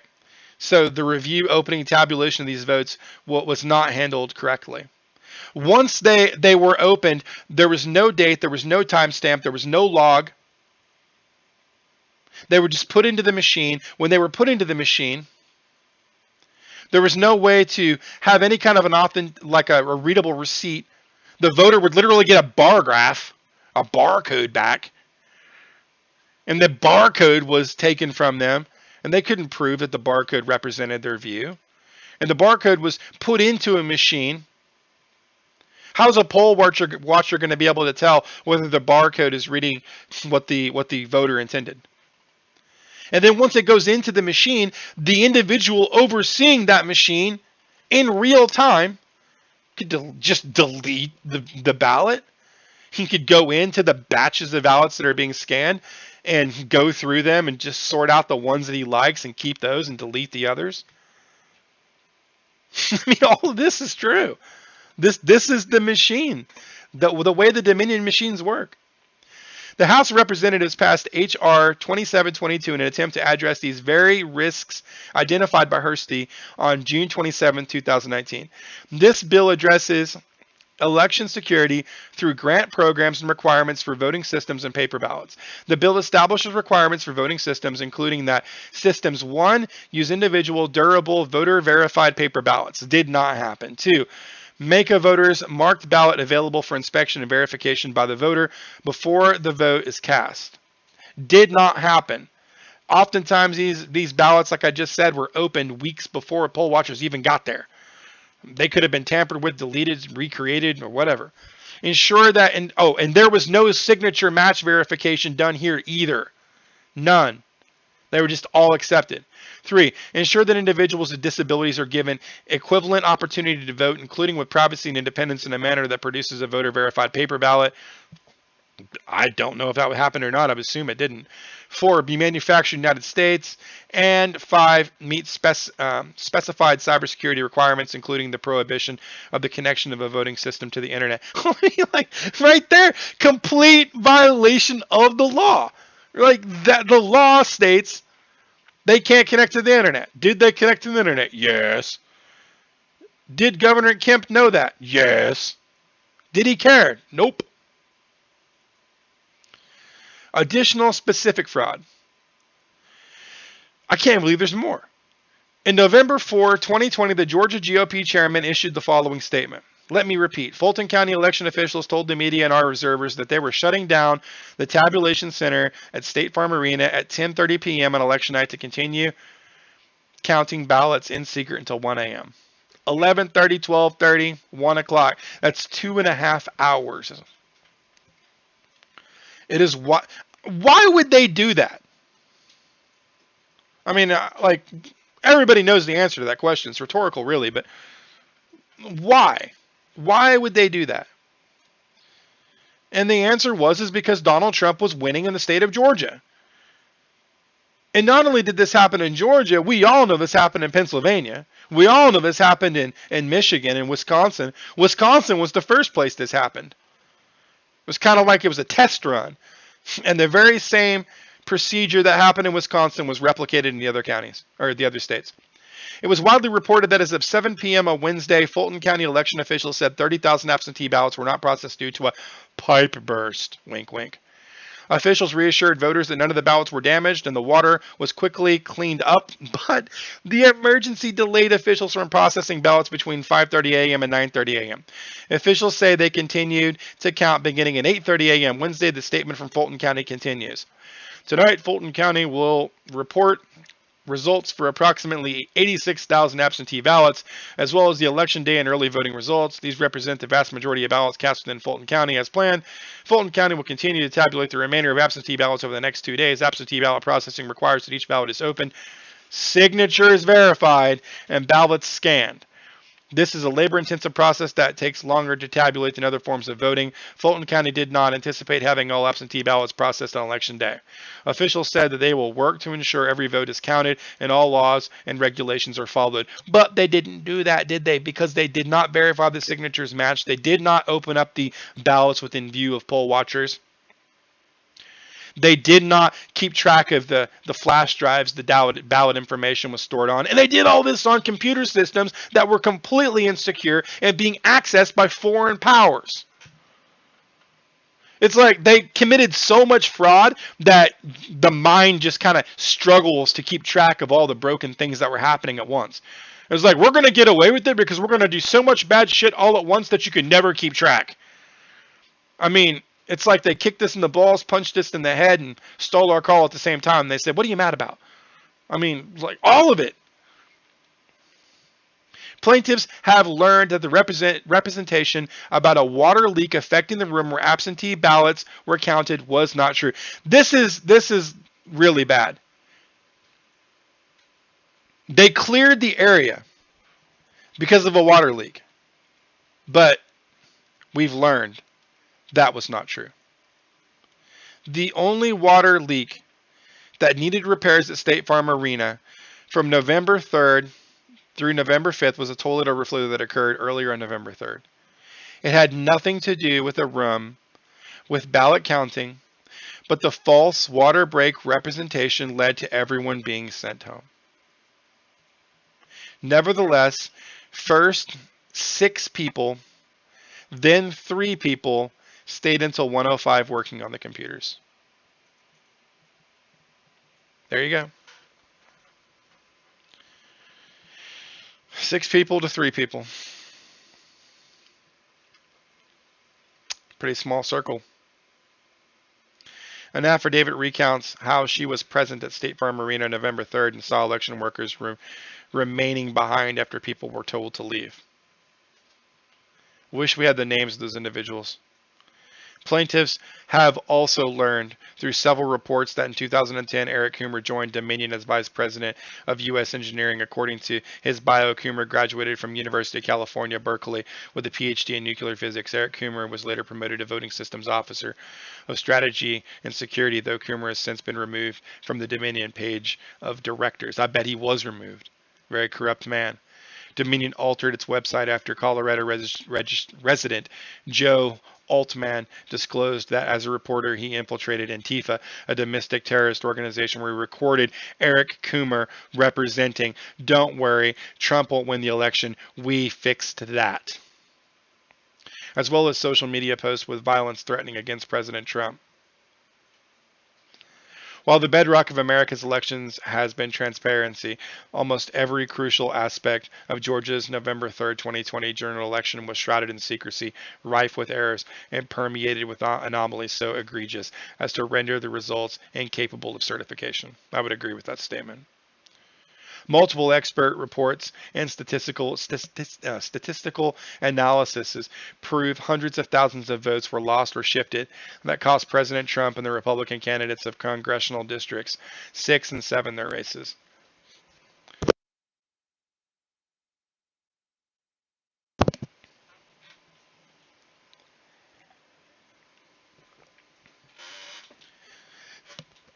Sorry, I'm getting a little drink of coffee.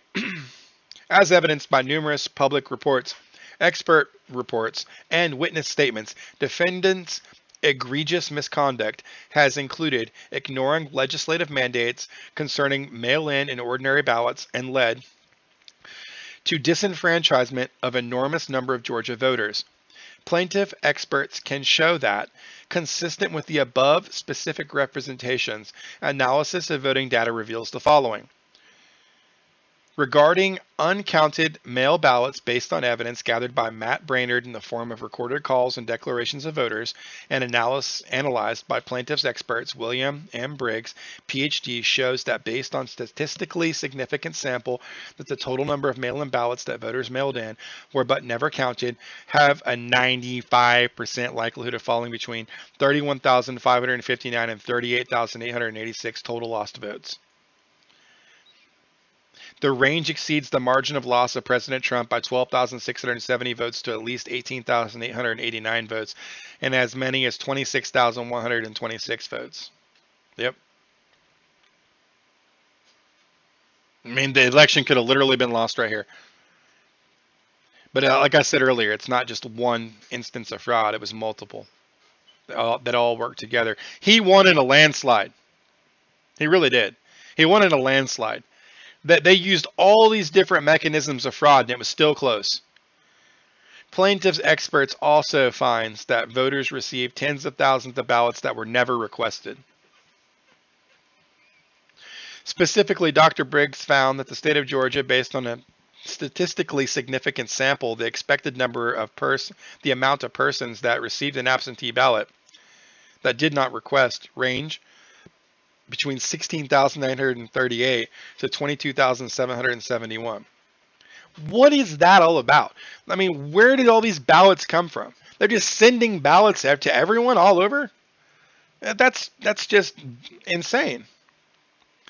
This range exceeds the margin of loss to President Trump by 12,670 votes by at least 4,268 unlawful requests and as many as 10,101 unlawful requests.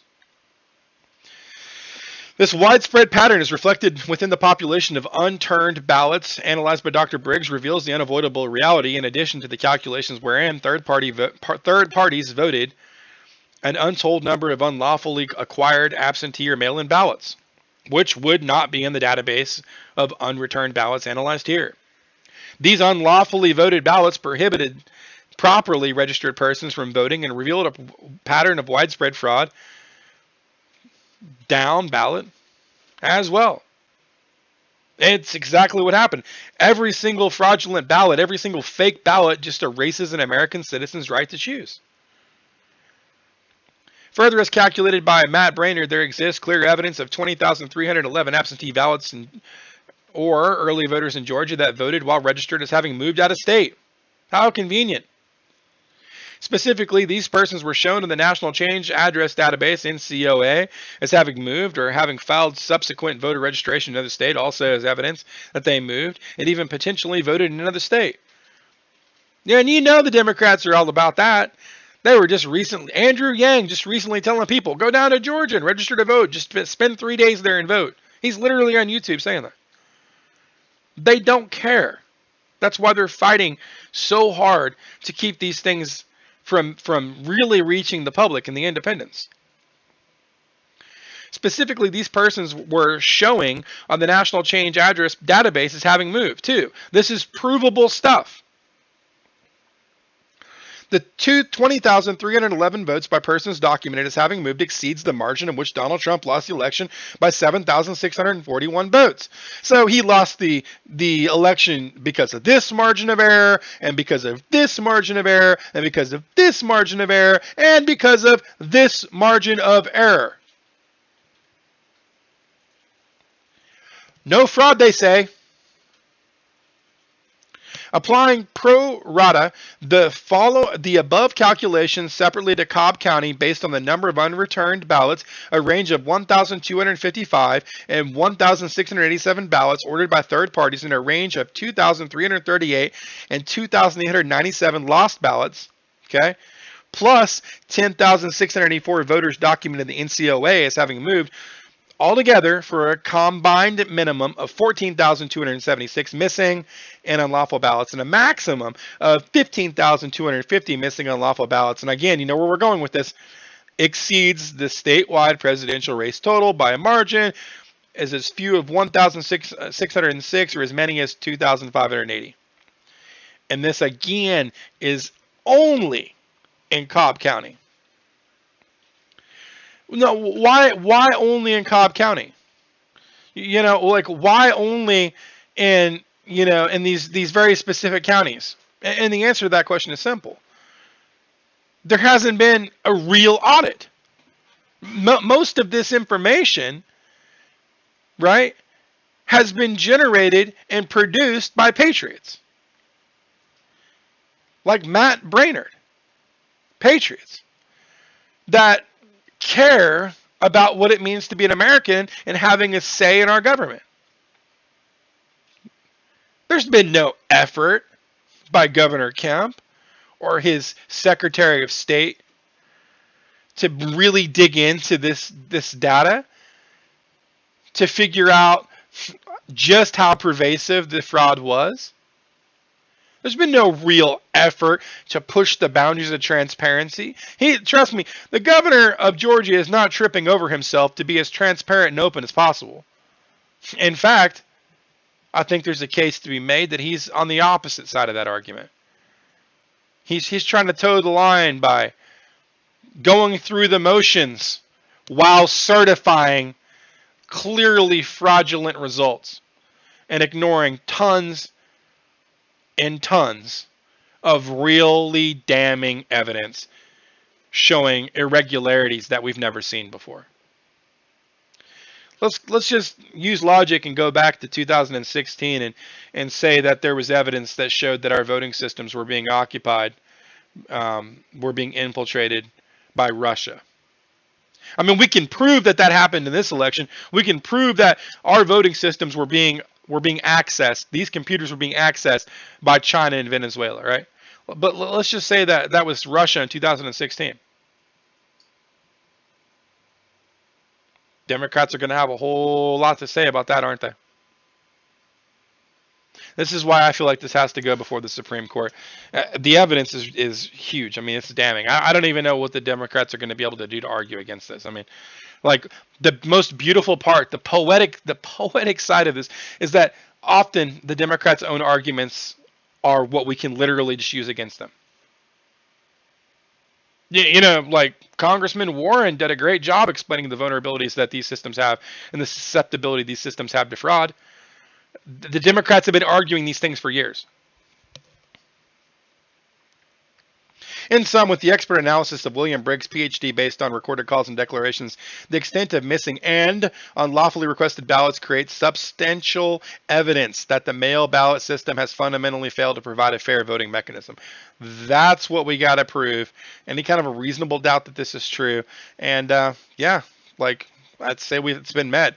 In short, tens of thousands of votes did not count, while the pattern of fraud makes clear that tens of thousands were improperly counted. This margin of victory in the election for Mr. Biden was only 12,670 and cannot withstand most of these criticisms individually, and certainly not in aggregate. Cobb County, based on lost votes, unlawfully requested votes of NCOA data. Okay, based on lost votes, unlawfully requested votes, and NCOA data on these facts alone would consume more than the entire margin of the statewide difference in the presidential race. These election results must be reversed.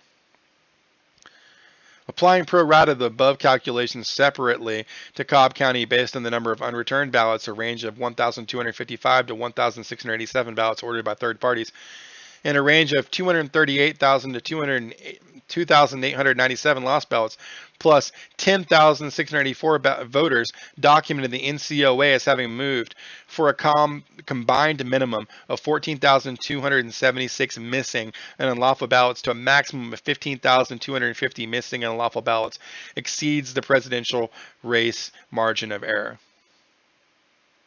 But what are they going to say? This is fact. Mr. Brainerd also found a pattern in Georgia of voters registering at totally fraudulent resident addresses, including shopping centers, mail drop stores, and other non-residential facilities.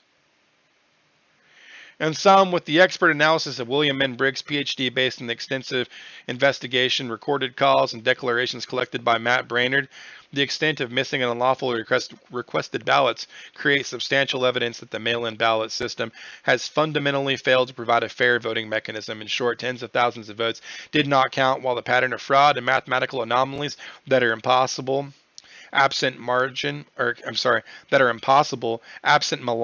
human agency makes clear that tens of thousands were improperly counted. This margin of victory in the election for Joe Biden was only 12,670 and cannot withstand most of these criticisms individually and certainly not as an aggregate. Cobb County, based on lost votes, unlawfully requested votes, and NCOA data on these facts alone, would consume more than the entire margin of error. So Russell Ramsland confirms that the data breaches in the Dominion software permitted rogue actors to penetrate and manipulate software during the recent general election. He further concludes that at least 96,600 mail-in ballots were illegally counted as they were not cast by legal voters. Whew, man. This is a doozy. Like, where am I at on this thing? I'm at paragraph 130. I'm gonna drink some more coffee real fast.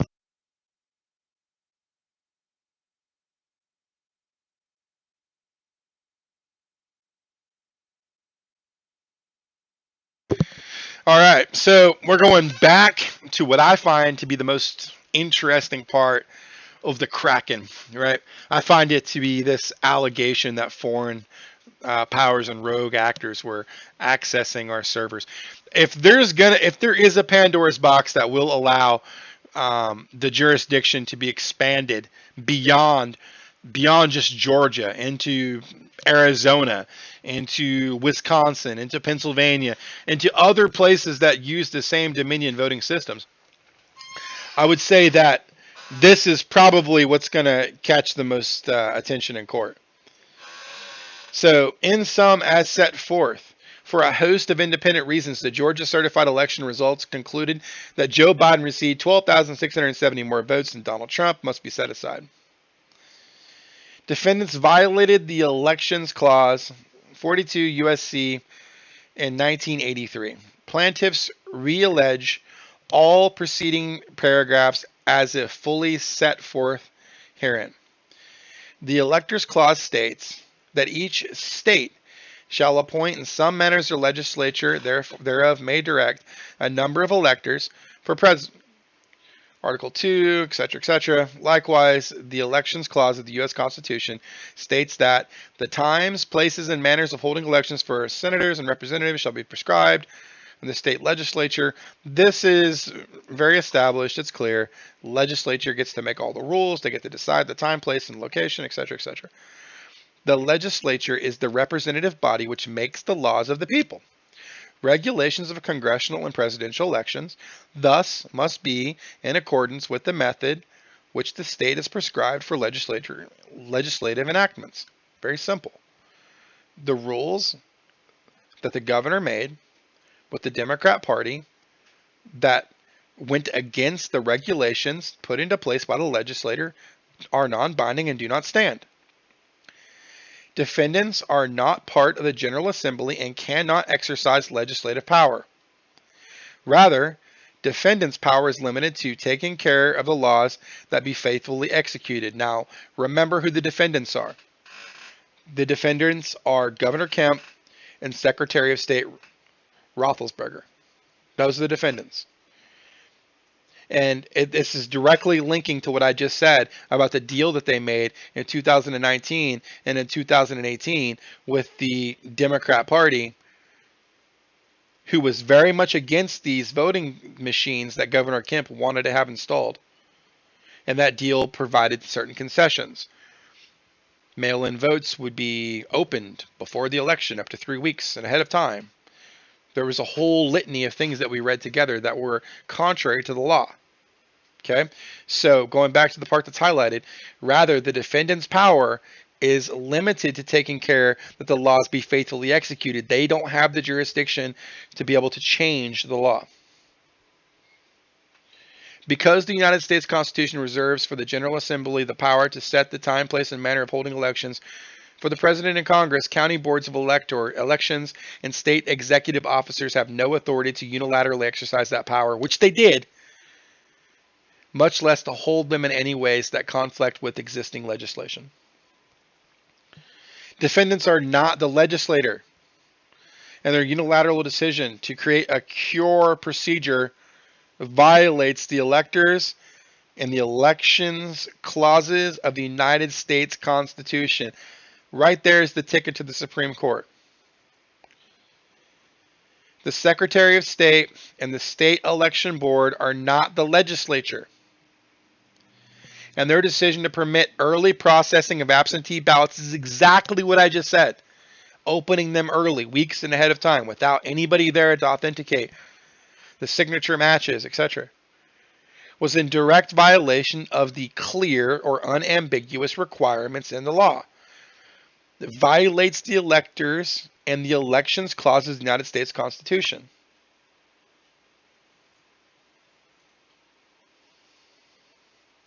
I'm reading comments real fast. You know, Will, like, I honestly, I feel with you, brother. I don't think, I think there's lots of proof. I really do. You know, I want to give Bill Barr the benefit of the doubt, but honestly, I kind of feel like Bill Barr was brought into the Trump administration to end a fake investigation, right? And then all he's done after that point is prevent actual investigations. You know, there's some people that are saying that he doesn't want the DOJ to get in the middle of this, etc. It's a bad look for the FBI, but I mean, if we've got things that are this serious, foreign governments like China accessing our voting machines, now we need the FBI involved, right? So many people testified to many legal infractions in the voting process, including specifically switching absentee ballots or mail-in ballots for Trump to Biden. We heard many testimonies about this. Even a Democrat testified in his own sworn affidavit that before he was forced to move back to where he could not see, he had in fact seen, I also saw absentee ballots for Trump being inserted into Biden's stack and counted as Biden votes. This occurred a few times. Plaintiff's experts also finds that voters received tens of thousands of ballots they never requested. Specifically, Dr. Briggs found that in the state of Georgia, based on a statistically significant sample, the expected amount of people that received an absentee ballot that they did not request ranges from 16,938 to 22,771. That's a lot of freaking people that we know about that got an absentee ballot they did not request. This range exceeds the margin of loss for President Trump by 12,670 votes. And you know what I really want to know? How many of those people that received an absentee ballot they did not request were Democrats? I would almost bet that a giant portion of those individuals were Democrats. You know, you can pull state voting rolls, right? You can, easy. You can go into the state records and you can pull all the different voters per county, and then you can put them into an Excel spreadsheet, and you can sort them into Republican, Democrat, and then every Democrat address on file you can mail ballots to every person that you can cross analyze to living at that address. This widespread pattern is reflected within the population of unreturned ballots analyzed by Dr. Briggs reveals the unavoidable reality that, in addition to the calculations here within, third parties voted an untold number of unlawfully acquired absentee ballots or mail-in ballots, which would not be in the database of unreturned ballots analyzed here. You know where they would be? In the general population with the rest of the votes. These unlawfully voted ballots prohibited properly registered people from voting and reveals a pattern of widespread fraud. So, if you're wondering, well, where do we get this number from, right? Where do we get this number from? How do we know how many people received an absentee ballot that did not request one? Well, they show up to vote, and they're told, you've already voted. So where are the ballots that were cast in their name? Well, they just explained it. They're in the pile with everybody else's. Right? There's no way to get them out. They didn't keep the envelopes. Further, as shown by data collected by Matt Brainerd, there exists clear evidence that 20,311 absentee or early voters in Georgia that voted while registered as having moved out of state. Specifically, these people were showing on the change of address. We've already read that. Plaintiffs have no adequate remedy at law and will suffer serious and irreparable harm unless the injunctive relief requested herein is granted. There is no remedy. There's no way to undo this. The harm that has been inflicted upon us, right? Stealing our vote, disenfranchising us, taking away our right to choose, has already occurred.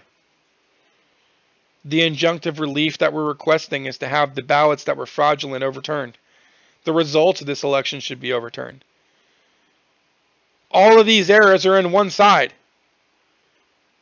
Where are the errors that show that Joe Biden benefited from any kind of a fraud that was committed on Trump's behalf? Why is every single one of these irregularities benefiting Biden? How many times do you flip a coin and have it land on the same side? Defendants have acted and, unless enjoined, will act under color of state law to violate the elections clauses of the Constitution. Accordingly, the results for President and Congress in the November 3rd, 2020 election must be set aside. The results are infected with constitutional violations. Count 2. The Secretary of State in Georgia counties violated the 14th Amendment, U.S. Constitution. Denial of equal protection, invalid enactment of regulations affecting observation and monitoring of the election. Guys, this may not seem like it's a very big deal, but this is a huge deal. This is what led to that ruling recently in Pennsylvania that stopped the verification process. And it's actually gotten a lot of attention on OANN and Newsmax. We've heard from the individuals that showed up to the polling stations, and they were not allowed to properly observe what was going on. And you know, some people's reactions are like, yeah, big deal, so what? Oh well, you know, whatever. No. Like, that's a guaranteed law. Like, that is law. Decided by who? The legislature of that state. Of this state, Georgia and specifically, but also Pennsylvania. Also Wisconsin. Also Michigan. And people were not allowed to benefit from the protections that law required. That's a huge problem. So this is a major, major charge. Count 2. And absolutely could spell big trouble to Governor Kemp, but more specifically to the Secretary of State. Plaintiffs refer to and incorporate by reference each of the prior paragraphs of this complaint as though the same were repeated at length herein. So they're not going to rewrite all of it, thankfully. Paragraph 144. The 14th Amendment of the United States Constitution provides, nor shall any state deprive any person of life, liberty, or property without due process of law, nor deny to any person within its jurisdiction the equal protections of the law. See also Bush versus Gore. Okay. Having once granted the right to vote on equal terms, the state may not, by later arbitrary or disparate treatment, value one person's vote over the value of another's. Did that happen? Harper versus Virginia Board of Elections, 383 U.S. 663-665. Once the franchise is guaranteed to the electorate, lines may not be drawn which are inconsistent with the Equal Protection Clause of the 14th Amendment. Well, we've got one testimony that we read earlier today that said that, this was from a Democrat, they swore under penalty that Republican poll watchers were treated differently than Democrats. Does that constitute a deprivation of the 14th Amendment? Yes, it does. So that's the kind of stuff they're going to be looking for. The court has held that to ensure equal protection, a problem here is in the absence of specific standards to ensure its equal application. The formulation of uniform rules to determine intent based on these recurring circumstances is practicable and, we conclude, necessary. The equal enforcement of election laws is necessary to preserve our most basic fundamental rights. This is just going to explain why the law is there. The requirement of equal protection is particularly stringent and enforced as to laws that affect the exercise of fundamental rights, and including the right to vote. Hey, son, can you get me some root beer? This coffee went cold. Son, could you get me some root beer? That coffee went cold. Huh? Could you get me some root beer? That coffee went cold. Yeah, sure. Thanks. In the statewide and federal elections conducted in the state of Georgia, including without limitation the November 3rd, 2020 general election, all candidates, political parties, and voters, including without limitation plaintiffs, have a vested interest in being present and having meaningful access to observe and monitor the electoral process in each county to ensure that it is properly administered in every election district and otherwise free, fair, and transparent. Moreover, through its provisions involving watchers and representatives, the Georgia Election Code ensures that all candidates and political parties in each county, including the Trump campaign, have meaningful access to observe, monitor the election process to ensure that it is fairly administered to every election district and otherwise free, fair, and transparent. In plain terms, the statute clearly prohibits opening ballots prior to election day. That happened. While the rule authorizes doing so 3 weeks before the election day, the rule doesn't matter, the law does. There is no reconciling this conflict. The state election board has authority to adopt lawful and legal rules and regulations, but no authority to create a change of a regulation that is directly contrary to this unambiguous law or statute. It is therefore plainly and indisputably unlawful. This is huge. That's, you want to see what a smoking gun looks like? That's what it looks like. That's what it looks like. In plain terms, this law clearly prohibits opening absentee ballots before election day. They opened the ballots 3 weeks before the election in secret with no poll watchers there, and they separated the ballots from the envelopes. Fact. They created a situation that made it impossible to authenticate which ballot is real and which one is not.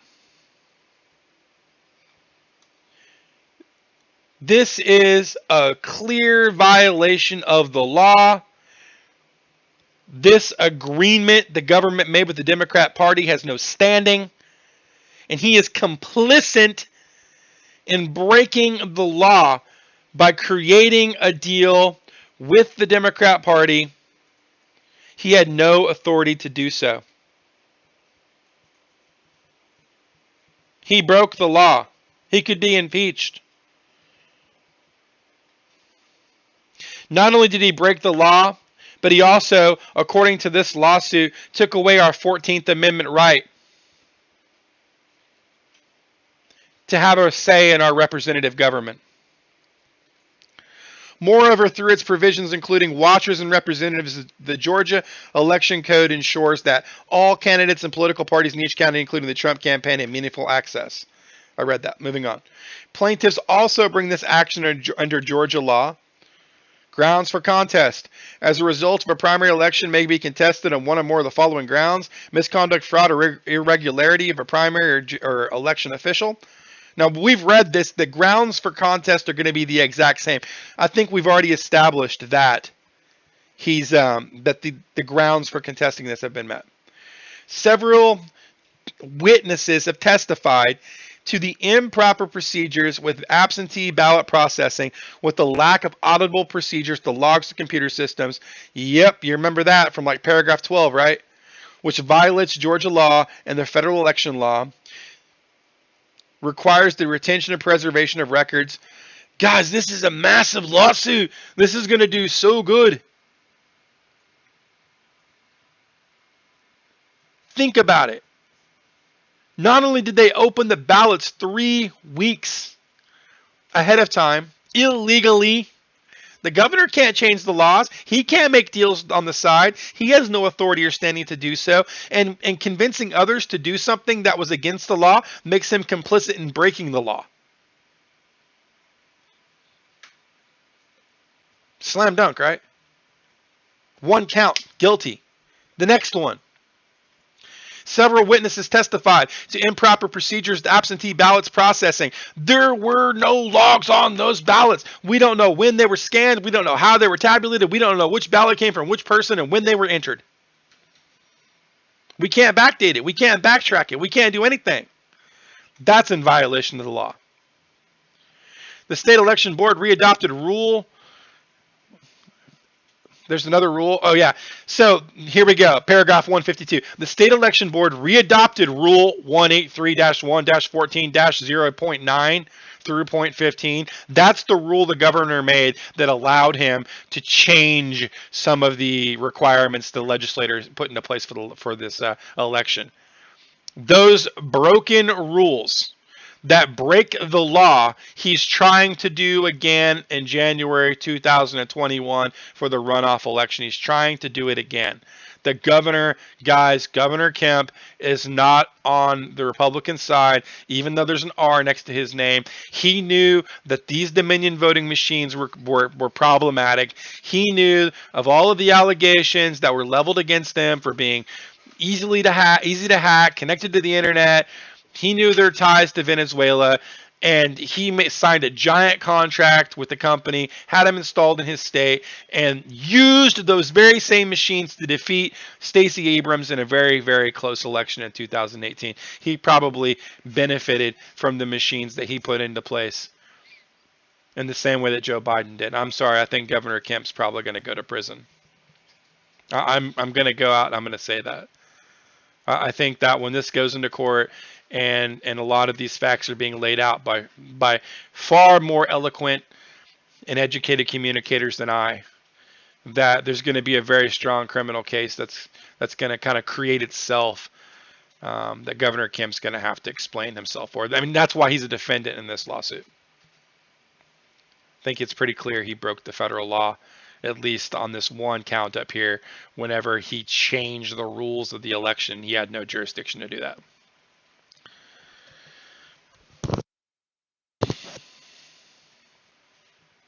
So another witness explains that she observed a batch of utterly pristine ballots. The witness explains that she observed pristine ballots. Most of the ballots had already been handled. They had been written on by people. The edges were worn. They showed signs of use. However, one batch stood out. It was pristine. There was a difference in the texture of paper.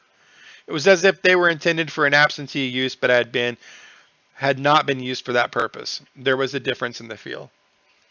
I mean, it's just ridiculous. These different ballots included a slight depressed pre-folds that could be easily folded and unfolded for use in the scanning machines. There were no markings in the ballots to show where they had come from or where they had been processed. These stood out. They're just like a stack of perfect paper, no wrinkles, like just ridiculous.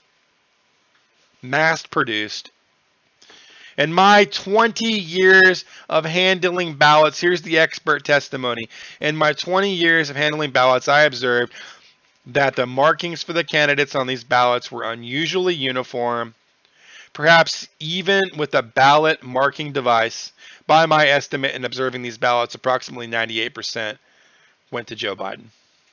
The same witness further testified specifically on the breach of this chain of custody of the voting machines the night before, stating, we typically receive the machines, the ballot marking devices on the Friday before the election, right? With a chain of custody letter that's to be signed on Sunday. So they get there Friday. The chain of custody letter is supposed to be signed on Sunday.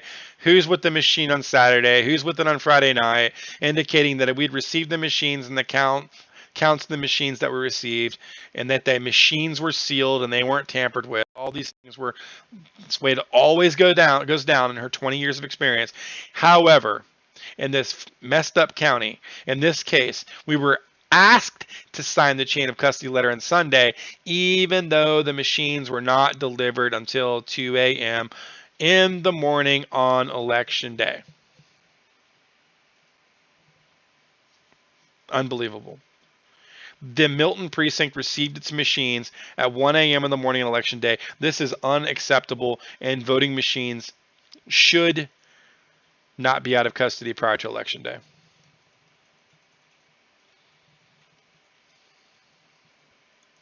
Defendants have a duty to treat the voting citizens in each county in the same manner as the citizens in other counties in Georgia. As set forth in Count 1, defendants failed to comply with the requirements of the Georgia Election Code and thereby diluted the lawful ballots of the plaintiffs and other Georgia voters and electors in violation of the United States Constitution equal protection.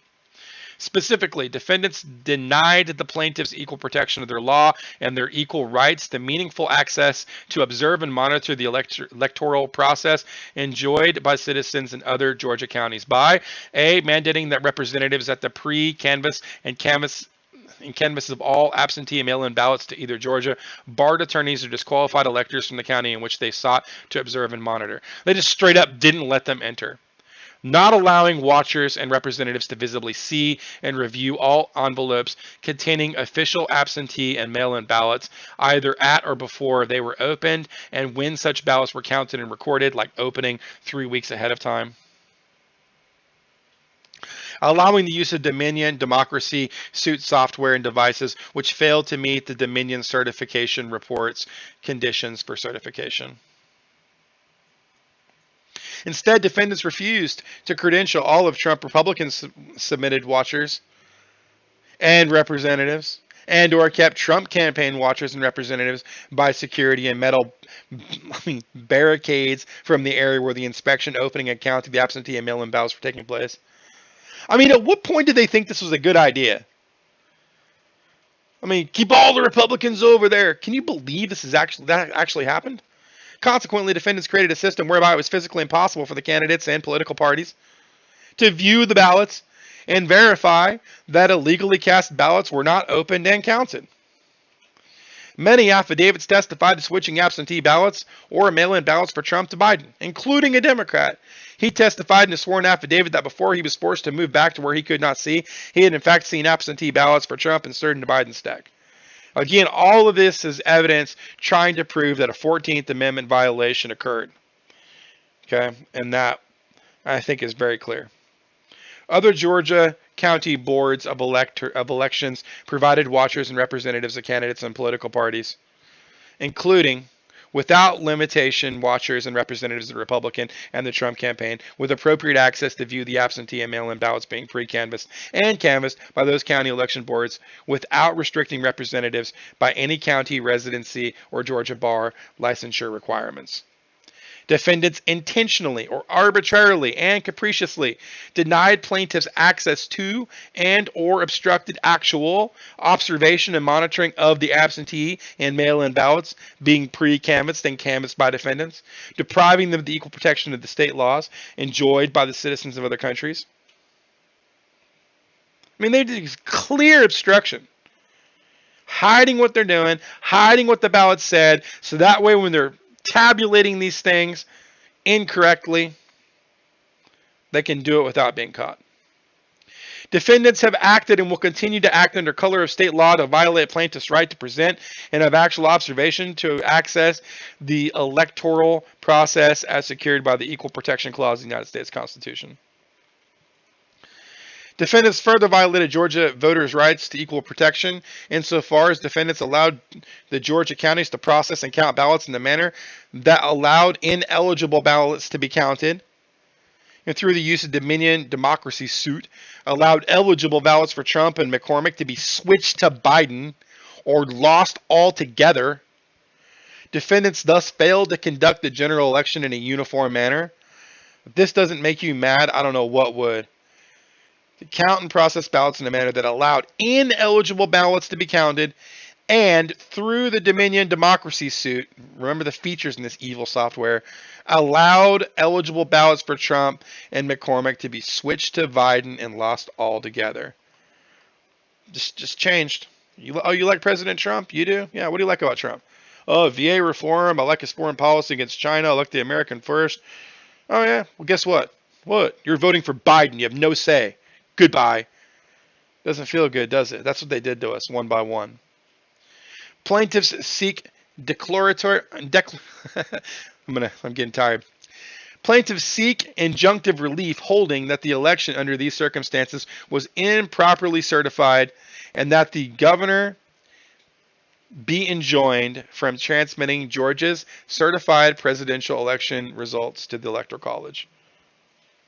Georgia law forbids certifying a tally that includes any ballots that were not legally cast or that were switched from Trump to Biden through the unlawful Dominion democracy suit software and devices.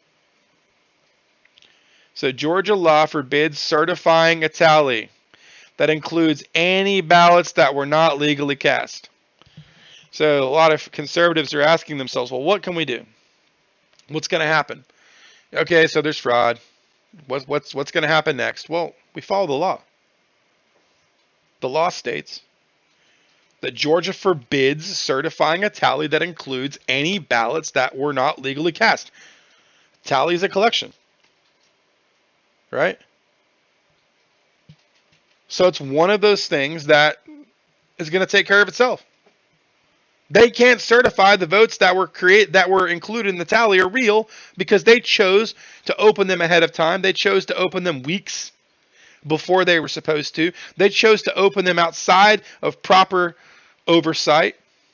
They chose to then use a computer system that had massive security flaws, that was well documented. They chose to clear out the actual convention center in which the votes were being tabulated for 2.5 hours with no one there to oversee what was going on in that building because of a water leak that has subsequently been debunked as a toilet that got clogged. There was no water leak. There was no water damage or reason to clear the building. And they didn't even clear everybody. They left 3 to 6 people behind after everybody else left with access to the machines to where they were able to do God knows what to the ballots and the machines in general. All those things happened. So much that I'm probably forgetting something. Oh yeah, the machines themselves were accessed by foreign countries, including China and Venezuela. Oh yeah, the machines themselves allowed anyone with administrator access to actively delete votes and ballots in real time without any kind of a log capturing that these things were taking place. See how damning this is? This is absolutely devastating for the Democrat Party. This is devastating to them.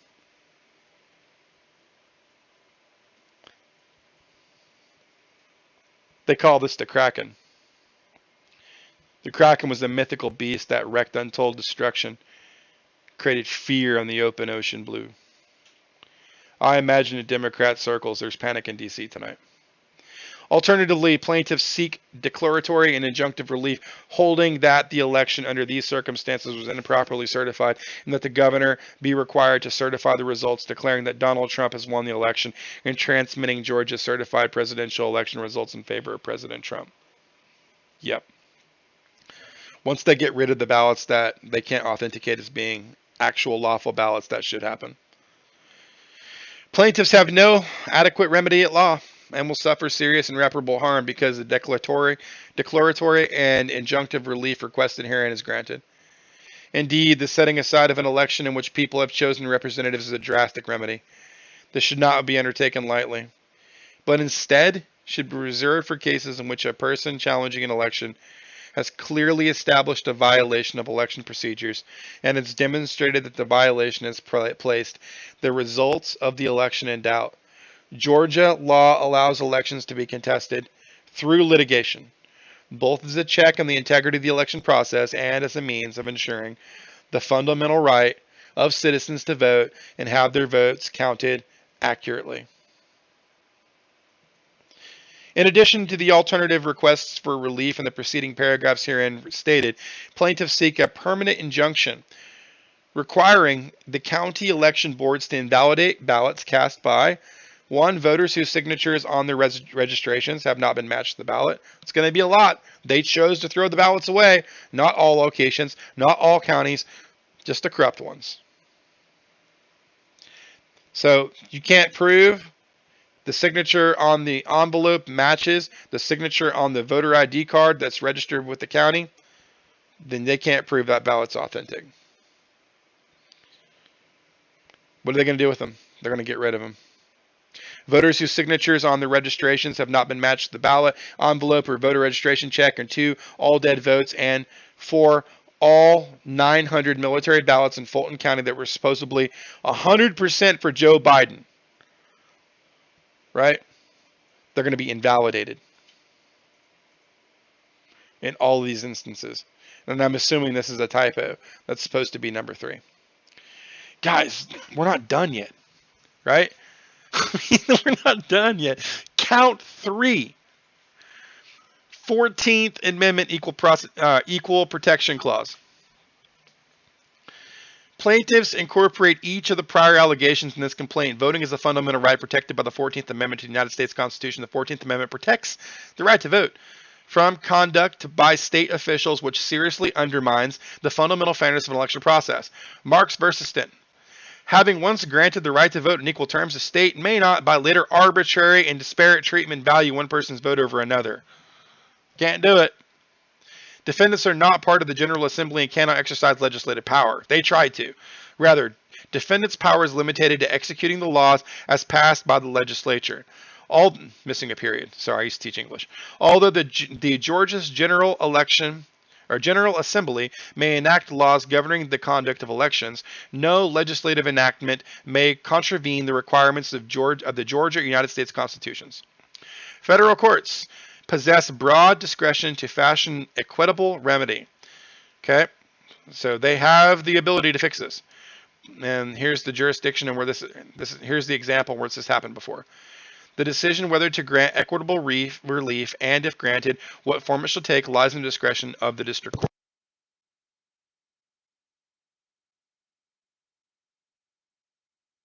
Moreover, to the extent that a voter is at risk for having his or her ballot rejected due to minor errors made in contravention of those requirements, the decision to provide notice and opportunity to cure procedure to alleviate that risk is one best suited for the legislature.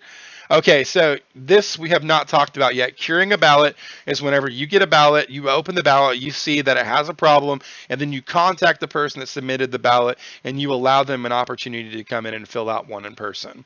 There's been some allegations that the only individuals that Lord largely contacted to cure ballots lived in jurisdictions heavily dominated by Democrats and Joe Biden voters. Those counties were giving opportunities to cure ballots, whereas other counties that maybe had a larger demographic that voted for Trump were not being given the same opportunities to come in and cure their ballots that had maybe they were missing a signature or something. Particularly in light of the open policy questions attendant to that decision, including what the precise contours of the procedure would be and how the burdens would be addressed and how the procedure would impact the confidentiality in counting the ballots, all of which are best left to the legislative branch of Georgia's government. So it's really wordy, and it's basically saying that the rules and procedures and how curing ballots is going to take place is decided at the state level, not at the county level, and we did have people at the county level making rules up as they went. The disparate treatment of Georgia's voters in subjecting one class of voters to greater burdens of scrutiny than another violates equal protection guarantees because the right of suffrage can be denied by debasement or dilution of the weight of a citizen's vote just as effectively by, as a whole, preventing the free exercise of the franchise. So in Republican districts, if you're saying, hey, you're missing a date, you didn't date the ballot, this is not able to be counted, sorry, that's the law, you're following that law, and then you go over to Fulton County and more people there vote Biden, and you're giving them remedies to fixing their ballots that other people are not being afforded. You have what's called a clear violation of the 14th Amendment, in which some voters from some jurisdictions and precincts are being given more opportunities to have their vote counted that other citizens are not being able to experience. And that's what the spirit of this argument is really trying to establish. So defendants are not the legislature. Okay, we've already established this. Governor Kemp does not have the ability to make side deals with certain Democrat factions to be able to bend the rules that the legislature has put into place. He did it. He tried to do it. He's trying to do it again, but he can't. So count 4, denial of due process and the right to vote. Plaintiffs refer to and incorporate by reference each of the prior paragraphs of this complaint as though the same were repeated at length herein. The right of qualified citizens to vote in a state election involving federal candidates is recognized as a fundamental right under the 14th Amendment of the United States Constitution. Okay, we've all got a right to vote. It's something that is very sacred. The fundamental right to vote, protected by the 14th Amendment, is cherished in our nation because it is a preservation of other basic civil and political rights, and it's absolutely wonderful. Voters have a right to cast a ballot in an election free from the taint of intimidation and fraud, and that's what it's all about. We have that expectation. And confidence in the integrity of our electoral process is essential to the functioning of our participatory democracy. Obviously included within the right to vote, secured by the Constitution, is the right of qualified voters within a state to cast their ballots and have them counted, if they are validly cast, right? United States versus Classic, 313, U.S. 299-315, 1941. The right to have vote counted means counted at full value without dilution or discount. Okay? Every voter in a federal election, whether he votes for a candidate with little chance of winning or for one with little chance of losing, has a right under the Constitution to have his vote fairly counted without its being distorted or fraudulently cast votes. Okay? Invalid or fraudulently votes debase or dilute the weight of each validly cast vote. The right to an honest count is a right possessed by each voting elector, and to the extent that the importance of his vote is nullified, wholly in part, he has been injured in the free exercise of a right or privilege secured to him by the laws and the Constitution of the United States. Practices that promote the casting of illegal or unreliable ballots or fail to contain basic minimum guarantees against such conduct can violate the 14th Amendment by leading to the dilution of validly cast ballots. We're getting into the argument. In Georgia, the signature verification requirement is a dead letter. The signature rejection rate for the most recent election announced by the Secretary of State was 0.15%. The signature rejection rate for absentee ballot applications was 0.00167%. All right. So if you put a 1 right here where I've highlighted, that would be usually considered 1%, right? If you put a 1 right here, that would be considered 100%. So this is 1%. So what we have is substantially less than 1%.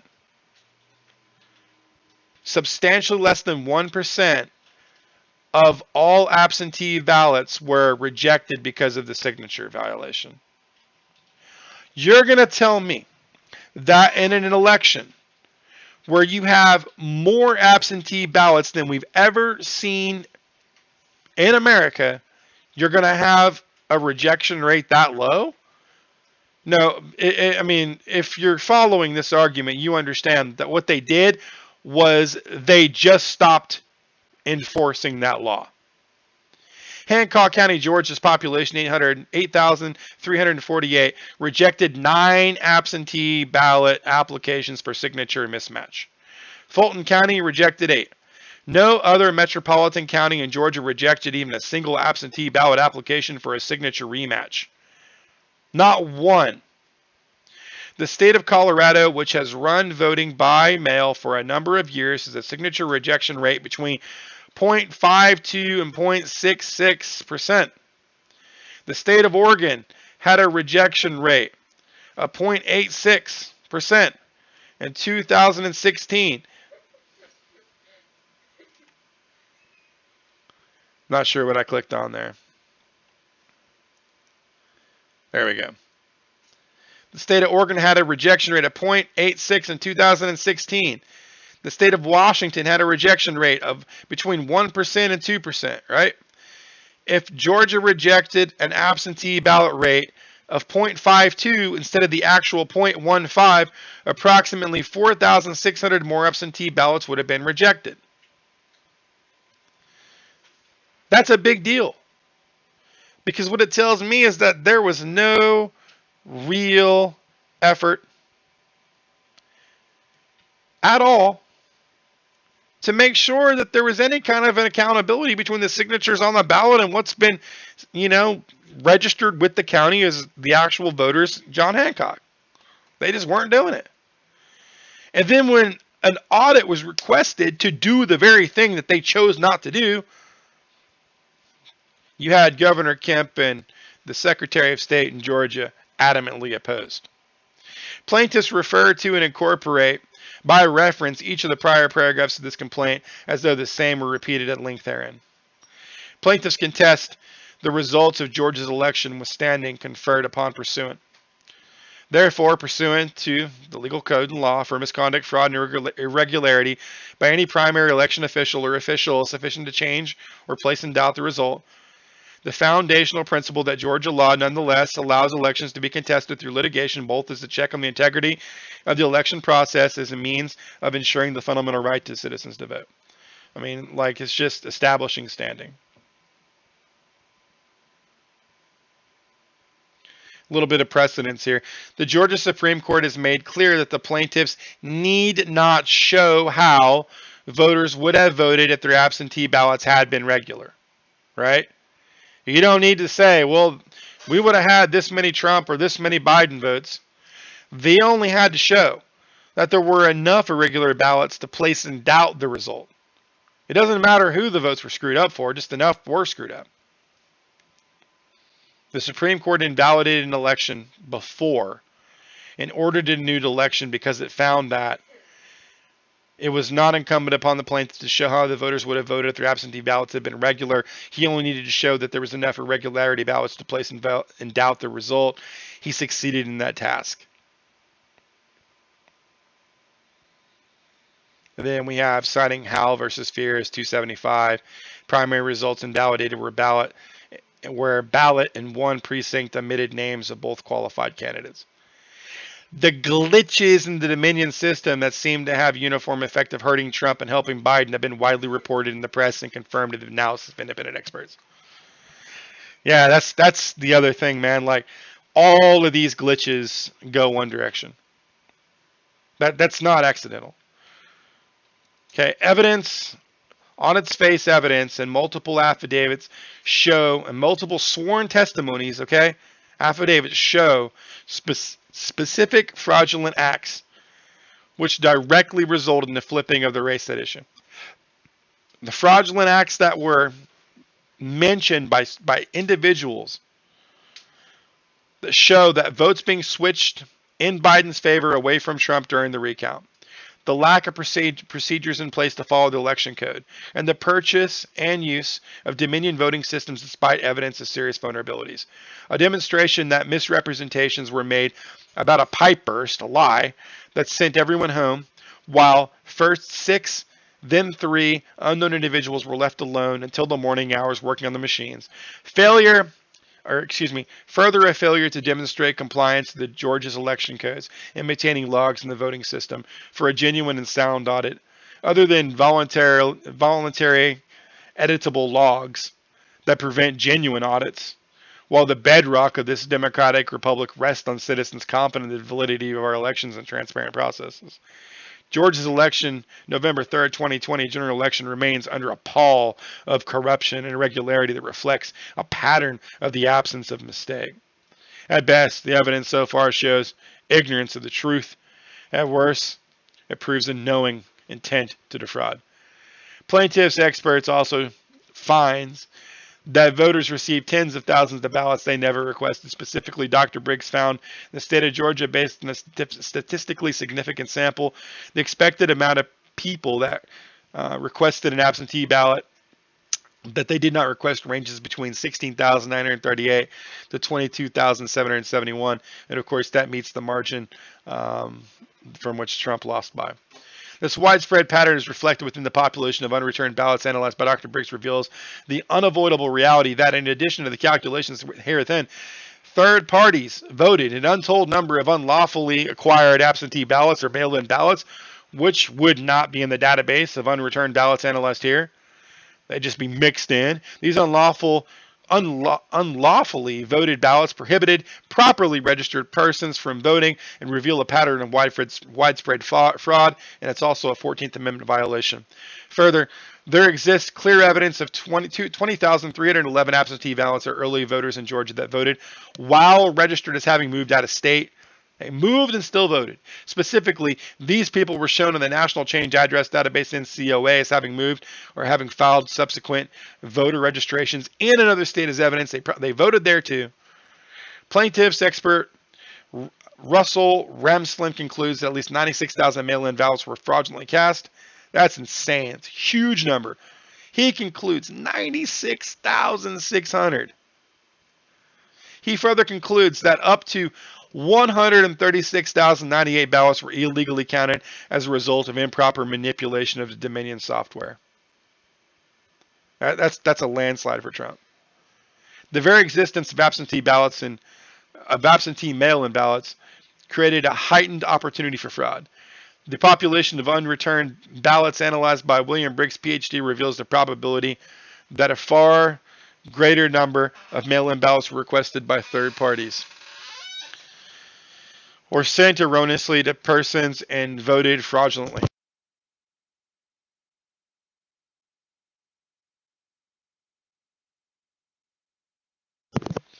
Undetected by a failed system of signature verification.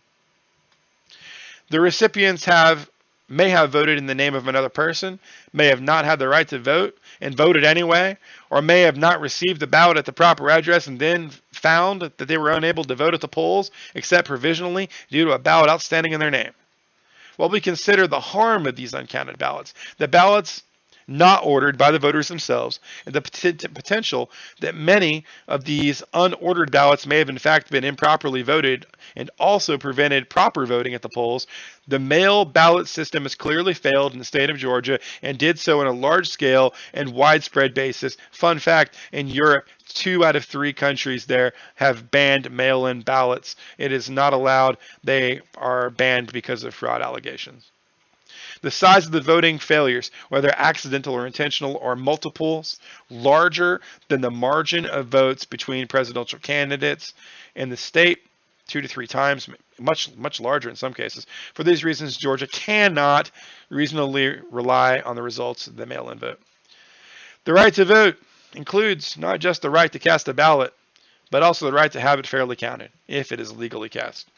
The right to vote is infringed if a vote is canceled or diluted by fraudulent or illegal vote, including, without limitation, when a single person votes multiple times.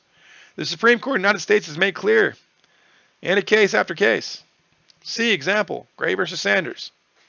Every vote must be protected from the diluting effect of illegal ballots. Okay?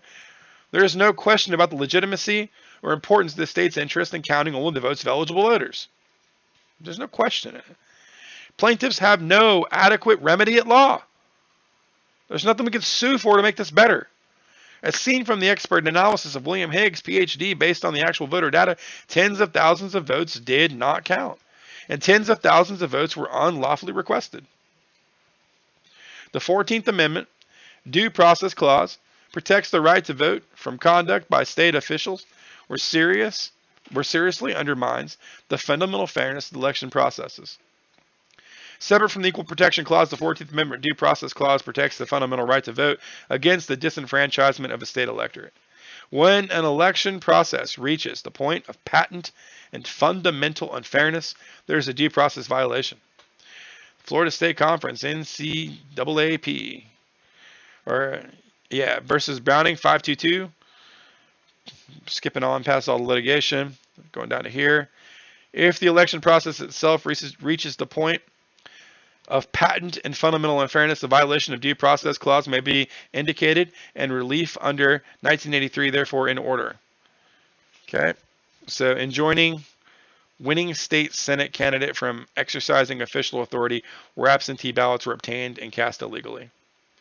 Parts of court's jurisdictions in such a ruling as the Supreme Court's recognition that the right to vote and to be free and fair elections is one of the preservatives of our basic civil and political rights. It's very true. Since the right to exercise the franchise in a free and unimpaired manner is preservative of other basic civil and political rights, any alleged infringement of the right of citizens to vote must be carefully and meticulously scrutinized. The political franchise, do you think the Democrat Party is carefully and meticulously scrutinizing this? It should be. The political franchise of voting is regarded as a fundamental political right because it's the preservation of all rights. The right to vote, the right to have one's vote counted, and the right to have one's vote given equal weight are basic and fundamental constitutional rights incorporated in the Due Process Clause of the 14th Amendment of the United States Constitution of the United States. Okay? Black 209F. Skipping down. A state law that allows local election officials to impose different voting schemes upon some portions of the electorate and not on others violates due process. Definitely happened. Just as the Equal Protection Clause of the 14th Amendment prohibits state officials from improperly diluting the right to vote, the Due Process Clause of the 14th Amendment forbids state officials from unlawfully eliminating that fundamental right. Duncan 657. Having once granted the right to vote on equal terms, defendants may not, by later arbitrary or disparate treatment, value one person's vote over that of another. Definitely happening. In statewide and federal elections conducted in the state of Georgia, including without limitation on November 3rd, 2020 general election, all candidates, political parties, and voters, including without limitation plaintiffs, have a vested interest in being present and having meaningful access to observe and monitor the electoral process. That did not happen. To ensure that it is equally administered in every election district and otherwise free, fair, and transparent. Moreover, through its provisions involving watchers and representatives, the Georgia Election Code ensures that all candidates and all political parties, including without limitation plaintiffs, Republicans, and Trump campaigns, shall be present and have meaningful access to observe and monitor the electoral process to ensure that it is properly administered in every election district and otherwise free, fair, and transparent. Defendants have a duty to guard against deprivation of the right to vote through the dilution of validly cast ballots by fraud, ballot fraud, or election tampering. Rather than heeding these mandates and duties, defendants arbitrarily and capriciously denied the Trump campaign and Republicans meaningful access to observe, monitor the election process by A, mandating that representatives at the pre-canvass and canvass of all absentee ballots by either Georgia barred attorneys or qualified registered electors in the county in which they sought to observe and monitor, and B, not allowing watchers and representatives to visibly see and review all envelopes containing official absentee and mail-in ballots either at the time or before they were opened and or when such ballots were counted and recorded. This right here is a massive, massive problem. Another big point. Instead, defendants, of course, Governor Kemp and Roethlisberger, refused to credential all the Trump campaign submitted watchers and representatives and or kept Trump campaign watchers and representatives by security and metal barricades from the areas where the inspection, opening, and counting the absentee ballots and mail-in ballots were taking place. The lack of meaningful access, the actual access to see the ballots invited further fraud and casts doubt on the validity of the proceedings. Consequently, defendants created a system whereby it was physically impossible for the candidates and political parties to view the ballots and verify that illegally cast ballots were not opened and counted. Defendants intentionally and or arbitrarily and capriciously denied plaintiffs access to and or obstructed actual observation and monitoring of the absentee and mail-in ballots being pre-canvassed and canvassed by the defendants, and included the unlawfully not counting and including uncounted mail-in ballots that they failed to follow absentee ballots requirements when thousands of voters received ballots they never requested. I'm reading that again just so I can understand it a little bit better. Defendants intentionally and or arbitrarily and capriciously denied plaintiffs access to or obstructed actual observation and monitoring the absentee ballot and mail-in ballots being pre-canvassed and canvassed by defendants, and included the unlawfully not counted and including uncounted mail ballots, and they failed to follow the absentee ballots requirements. Okay. Defendants have acted and will continue to act under the color of state law to violate the right to vote and due process is secured by the 14th Amendment. If plaintiffs have no adequate remedy at law and will suffer serious and irreparable harm unless injunctive relief requested is herein granted. When we consider the harm of these uncounted votes and ballots not ordered by the voters themselves and the potential that many of these unordered ballots may in fact have been improperly voted, and also prevented proper voting at the polls, the mail ballot system has clearly failed in the state of Georgia and did so on a large scale and widespread basis. The size of the voting failures, whether accidental or intentional, are multiple times larger than the margin in the state. For these reasons, Georgia cannot reasonably rely on the results of the vote. Relief sought is the elimination of the mail ballots from the counting in the 2020 election. Bam. Alternatively, the presidential electors for the state of Georgia should be disqualified from counting toward the 2020 election. The United States Code provided that if any state shall have provided by laws enacted prior to the day fixed for the appointment of the electors for its final determination of any controversy or contest concerning the appointment of all of any electors of the state by judicial or other methods or procedures, and such determination shall have been made at least 6 days before the time fixed for the meetings of the electors shall be determined, made pursuant to such law so existing on said day, and made at least 6 days prior to said time of meeting of the electors, and shall be conclusive, and shall govern in the counting of electoral votes as provided in the Constitution, and as hereinafter regulated so far as the ascertainment of the electors appointed by such state is concerned. So here's the request for relief. Had a lot of evidence so far. Accordingly, plaintiffs seek an emergency order instructing defendants to decertify the results of the Trump election, the office of the president. That's what I'm talking about. It is important to get these fraudulent, fake, ridiculous, horrible ballots out of the system. In the alternative, plaintiffs seek an emergency order prohibiting defendants from including in any certified results from the election, the general election, the tabulation of absentee ballots and mailing ballots which do not comply with the election code, including without limitation the tabulation of absentee and mail-in ballots. Trump campaigns watchers were prevented from observing or based on the tabulation of invalidly cast absentee and mail-in ballots which lack a secrecy envelope or contain that envelope any text, mark, or symbol which reveals the elector's identity, political affiliation, or candidate preference. Do not include on the outside envelope a completed declaration that is stated and signed by the elector and delivered in person by third parties for non-disabled voters. It's called ballot harvesting right there. It's illegal in Georgia. When we consider the harm of these uncounted votes, the ballots not ordered by the voters themselves, and the potential that many of these unordered ballots may have already been improperly voted and also prevented proper voting at the polls, the mail ballot system has clearly failed the state of Georgia and did so on a large scale with widespread basis.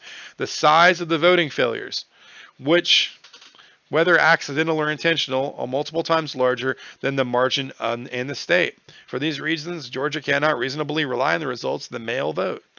Relief sought is the elimination of mail ballots from the counting of the 2020 election. Alternatively, the electors for the state of Georgia should be disqualified from counting toward the 2020 election. Wow! Alternatively, the electors of the state of Georgia should be directed to vote for President Donald Trump. Love that. For these reasons, plaintiffs ask the court to enter a judgment in their favor and provide the following emergency relief. Number one, an order directing Governor Kemp, Secretary Raffensperger, and the Georgia State Board of Elections to decertify the election results. Two, an order enjoining Governor Kemp from transmitting the currently certified election results to the Electoral College. Three, an order requiring Governor Kemp to transmit certified election results that the state I'm going to read that again. An order requiring Governor Kemp to transmit certified election results that state that President Donald Trump is the winner of the election. An immediate order to impound all the voting machines and software in Georgia for expert inspection by the plaintiffs. An order that no votes received or tabulated by machines that were not certified as required by federal and state law to be counted. That no votes received or tabulated by machines that were not certified as required by federal and state law to be counted. Whoa, that's going to be a lot. A declaratory judgment declaring that Georgia Secretary of State violates the Electors and Elections Clause. Raffensperger is going to be in a lot of trouble because he did, from what I can see, violate it in a couple of different ways. A declaratory judgment declaring that Georgia's failed system of signature. This is another big one. A declaratory judgment declaring that Georgia's failed system of signature verification violates the Electors and Elections Clause by working a de facto abolition of the security violation requirement. How can you not argue that? I mean, that's exactly what happened. A declaratory judgment declaring that current certified election results violates the due process clause. A judgment declaring, and I think they got great standing here too, a judgment declaring that mail-in and absentee ballot fraud must be remedied with a full manual recount or statistically valid sampling that properly verifies the signature and absentee ballot envelopes that remain, and that invalidates the certified results if the recount or sampling analysis shows a sufficient number of ineligible absentee ballots were counted. An emergency declaration declaring that voting machines be seized and impounded immediately for forensic audit. A declaratory judgment declaring absentee ballot fraud occurred in violation of the constitutional rights, election laws, and under state law. And if this thing gets passed, if this count is approved, and that's going to open doors in all the other states that use Dominion. A permanent injunction prohibiting the governor and secretary of state from transmitting the currently certified results to the Electoral College. Immediate production of 36 hours of security camera recordings. Okay, immediate production of 36 hours of security camera recording of all rooms used in the voting process at the State Farm Arena in Fulton County, Georgia, from 12 a.m. to 3 a.m. until 6 p.m. on November the 3rd. I would love to see that footage. Are we going to see flooding? Plaintiffs further requesting the court grant such other relief as is just and proper, including but not limited to the cost of this action and the reasonable attorney fees and expenses pursuing to 42 UC. Cool. All right, so this is the lawsuit. And the Honorable Sidney Powell, Lynn Wood, another lawyer here. Yeah, I really am appalled and shocked that we have multiple references to foreign powers gaining access to our voting machines. Like, that's, I never thought that I would ever hear something like that. And when it was kind of being tossed around last week, it's one of those things you take with a grain of salt. And to actually have this in a court case, it's heartbreaking. On some level, it's clear that there are people that we've entrusted with our livelihoods, really, that don't value America and are willing to sell us out.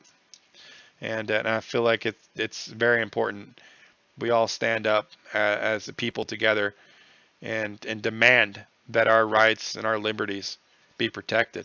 You know, my father fought in Vietnam, and his father, was in the military as well. I was in the military. I'm a disabled veteran.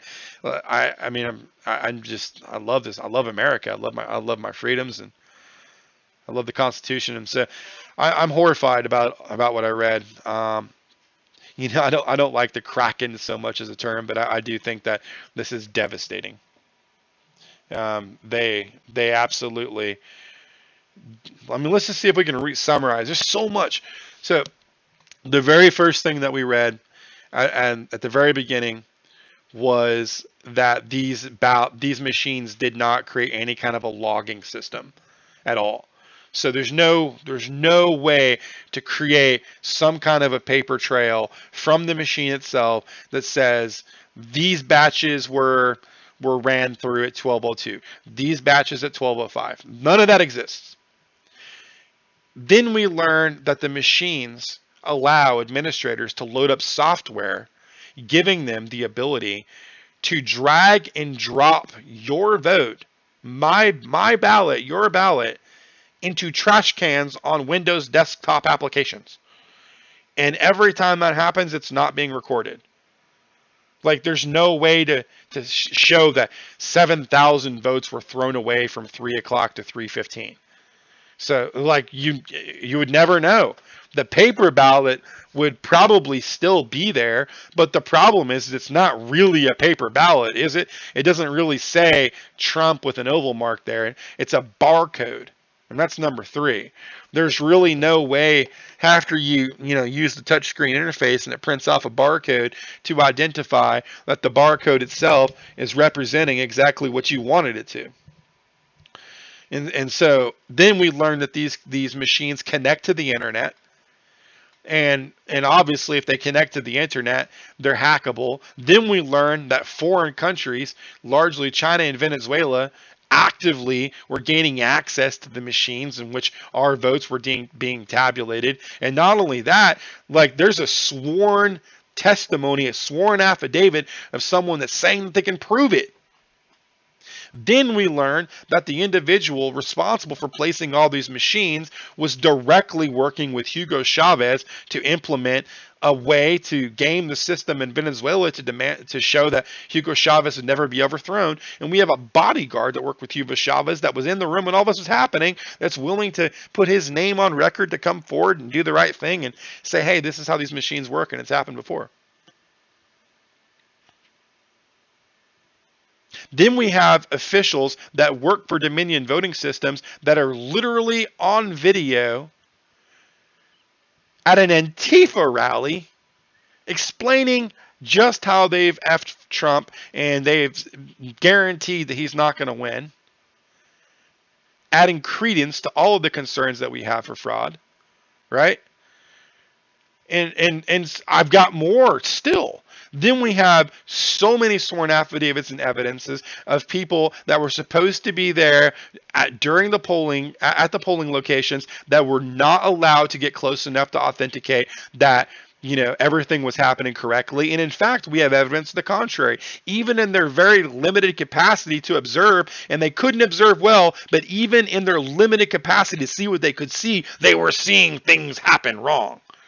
They were seeing Trump votes being put into Biden bins, right? Even though they couldn't see very well, what they were seeing itself was bad. And there's even a Democrat that is on record saying this.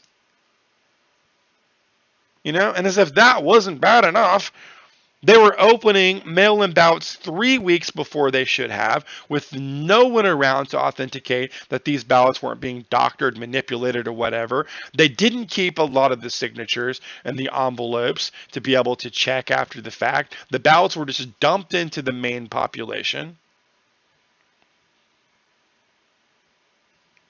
It just goes on and on. And so the only thing that we really had to do at the beginning, right, was this. All we have to do, the plaintiff, that's us, Sidney Powell, only has to show that there were enough irregular ballots to produce a doubt in the result. That's it. So, I mean, do you have a doubt in the result? I mean, yeah, I do. I doubt it. I doubt what we have seen is indicative of a fair and transparent election.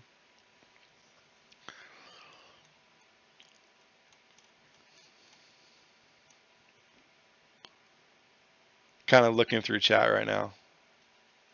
Hey, Wet Willie, am I a paid shill or just an enthusiastic douche? No. I'm just a father who plays a lot of video games that loves America.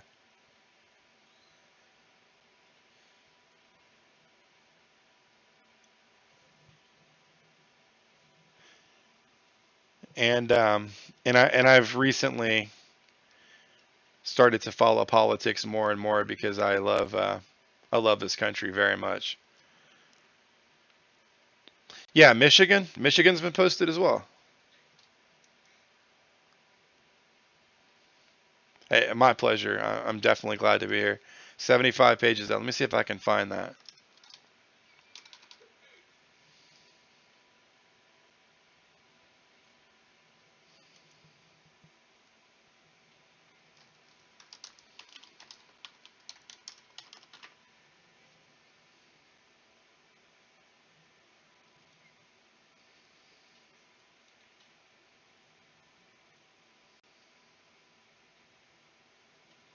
Okay, yeah, Kraken's just released in Michigan. Amazing. Yeah, I'm definitely going to read this. I want to know what it says. Um, okay. Sidney Powell, what a hero. All right. Don't mind my World of Warcraft background. Love my video games. I actually play with my son. He's 17. All right, so here we go. This is the injunction in Michigan. I'm probably going to go ahead and adjust the stream a little bit and take about 3 minutes, grab a drink, and then I'm going to plow through this. I'll be right back.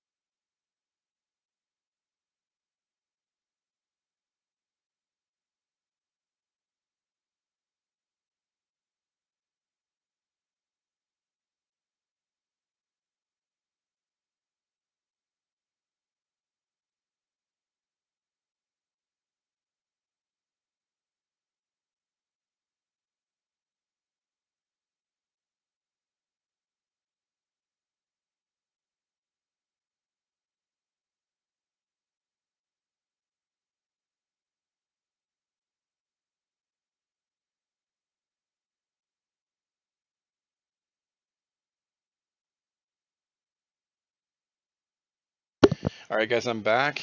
Okay, I'm trying to wonder if I should remake the stream so that way people know that I'm going to be going through Michigan. I can't actually change the title, but I think I'm just going to go ahead and leave it up. And for everybody that's here, I'm going to go ahead and start reading through Michigan. All right, so here we go. Nature of this action, and you're going to notice a little bit of stylistic differences. I think different courts, different proceedings, different filings. So it's not going to be uniform. Okay.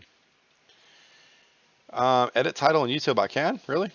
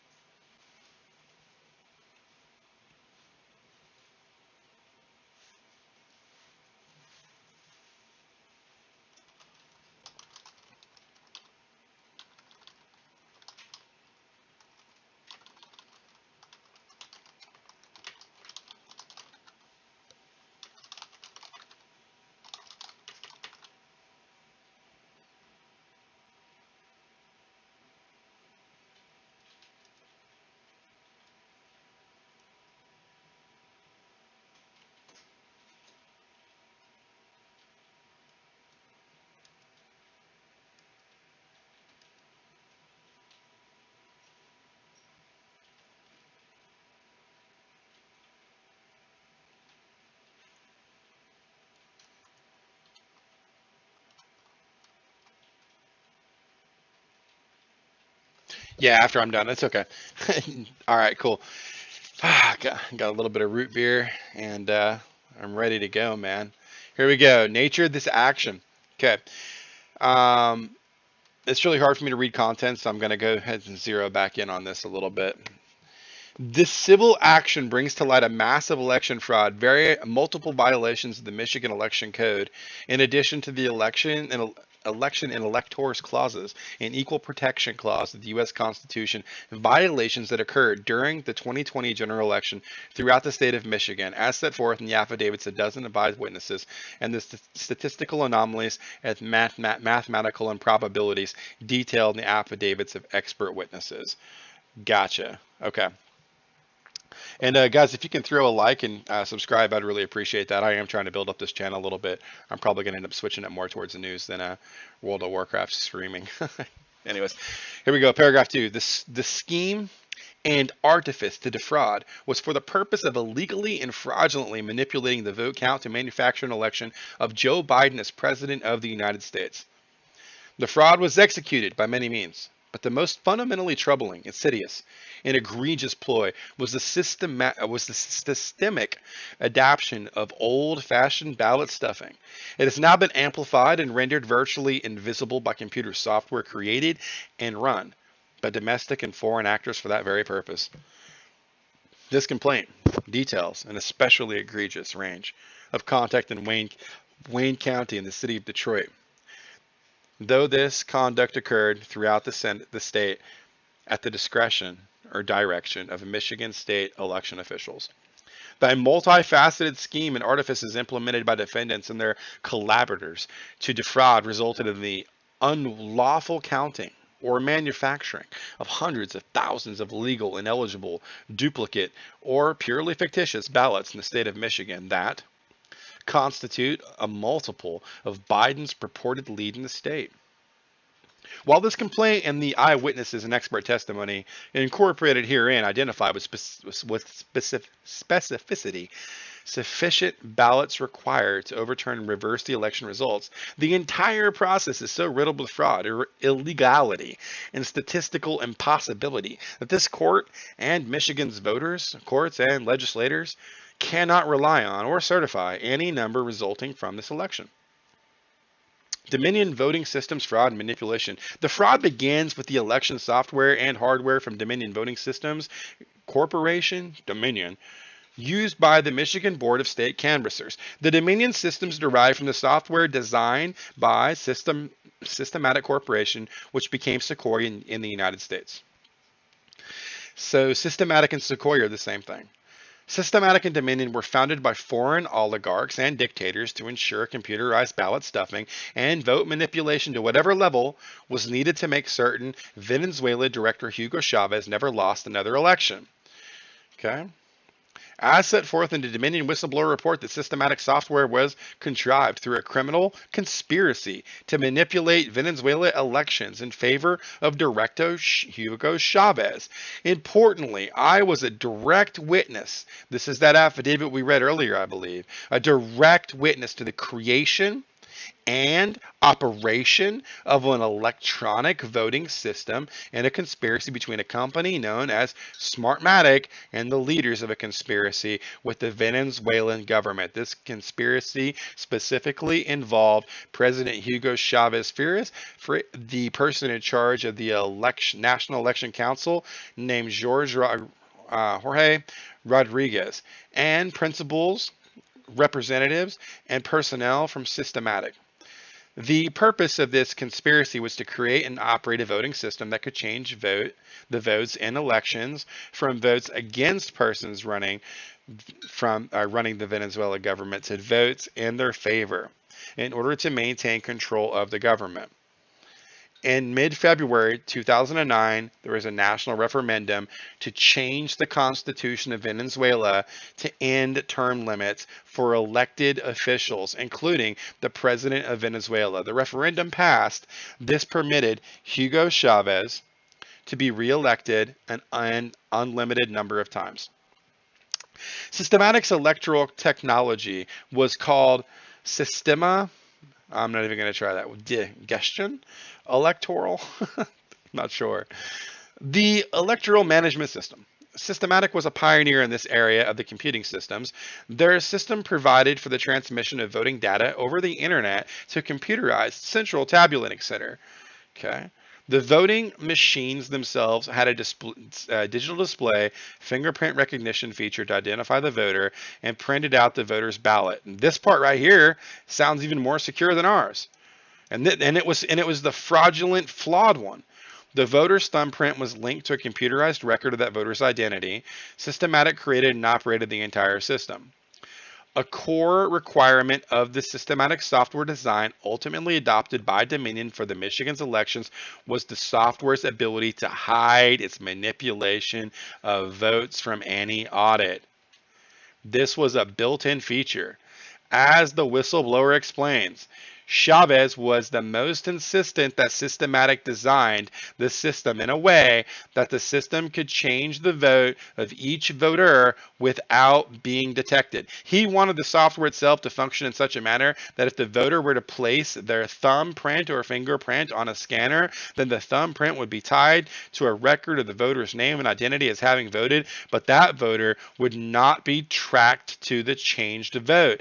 He made it clear the system would have to be set up to not leave any evidence of the changed vote for a specific voter, and that there would be no evidence to show that nothing to contradict that the name or the fingerprint or thumbprint was going to have a changed vote.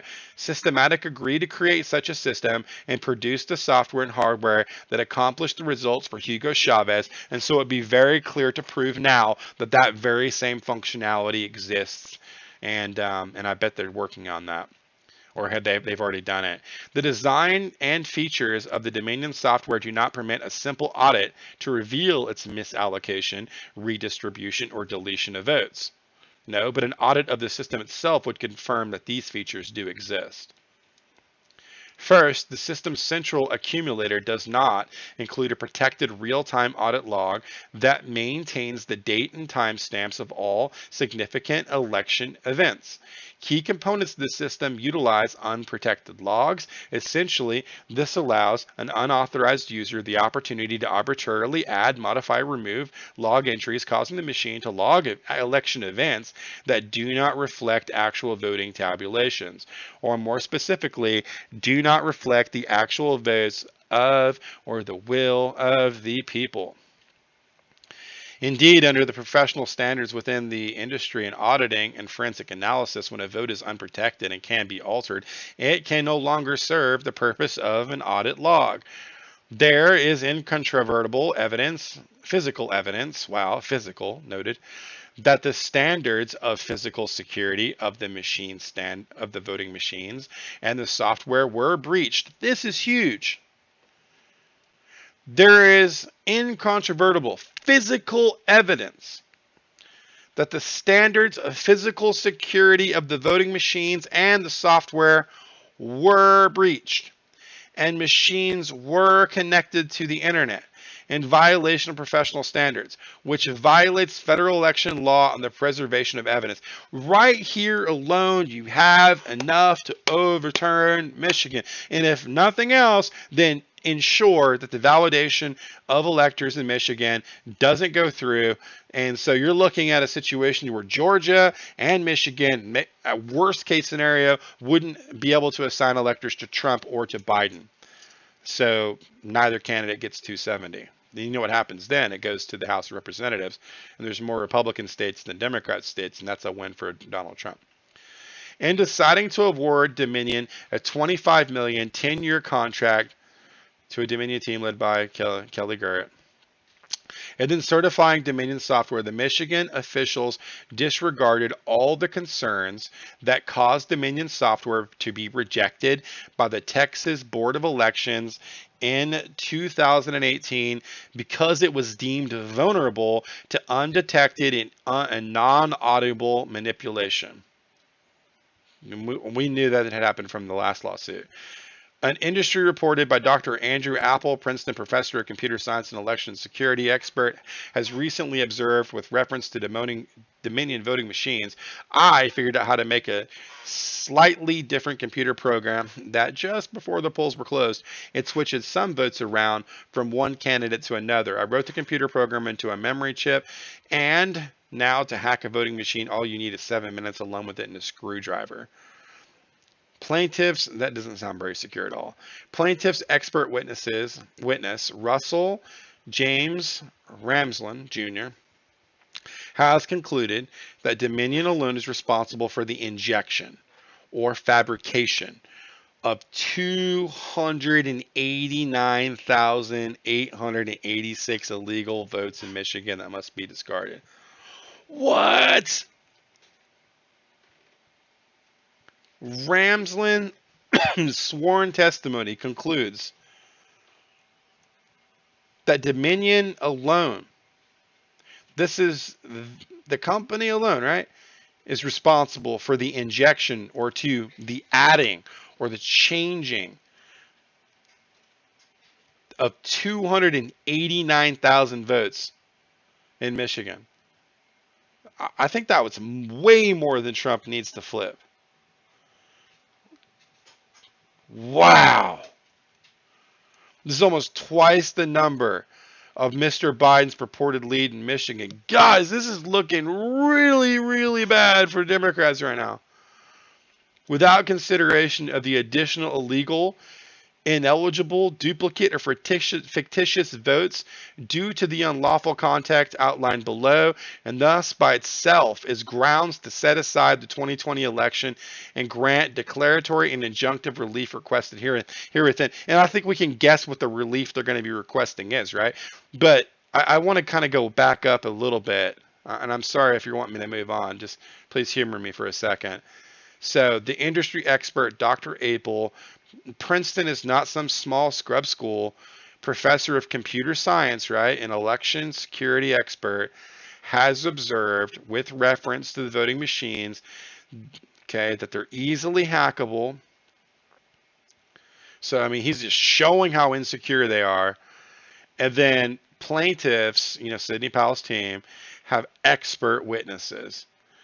This guy, Russell James Ramsland Jr., and he's able to prove, this expert witness has proven or concluded that Dominion is responsible for the change, fabrication, or election. Okay, so I don't know what he's got and how he can prove that, but it must be there if he's prepared to take it to a federal court. That is a lot of votes. In addition to the Dominion computer fraud, This complaint identifies several additional categories of traditional voting fraud and Michigan election code violations, supplemented by healthy doses of harassment, intimidation, discrimination, abuse, and even physical removal of Republican poll challengers to eliminate any semblance of transparency, objectivity, or fairness from the vote counting process. While this illegal conduct by election workers and state and county and city employees in concert together with Dominion, even if considered in isolation, the following three categories of systemic violations of the Michigan election code cast significant doubt on the results of the election and mandate this court to set aside the 2020 general election and grant the declaratory and injunctive relief requested within. So if this wasn't bad enough up here, we got a lot more down here. Systematic like denial of constitutional guaranteed rights to observe the elections, where it's going to be a problem.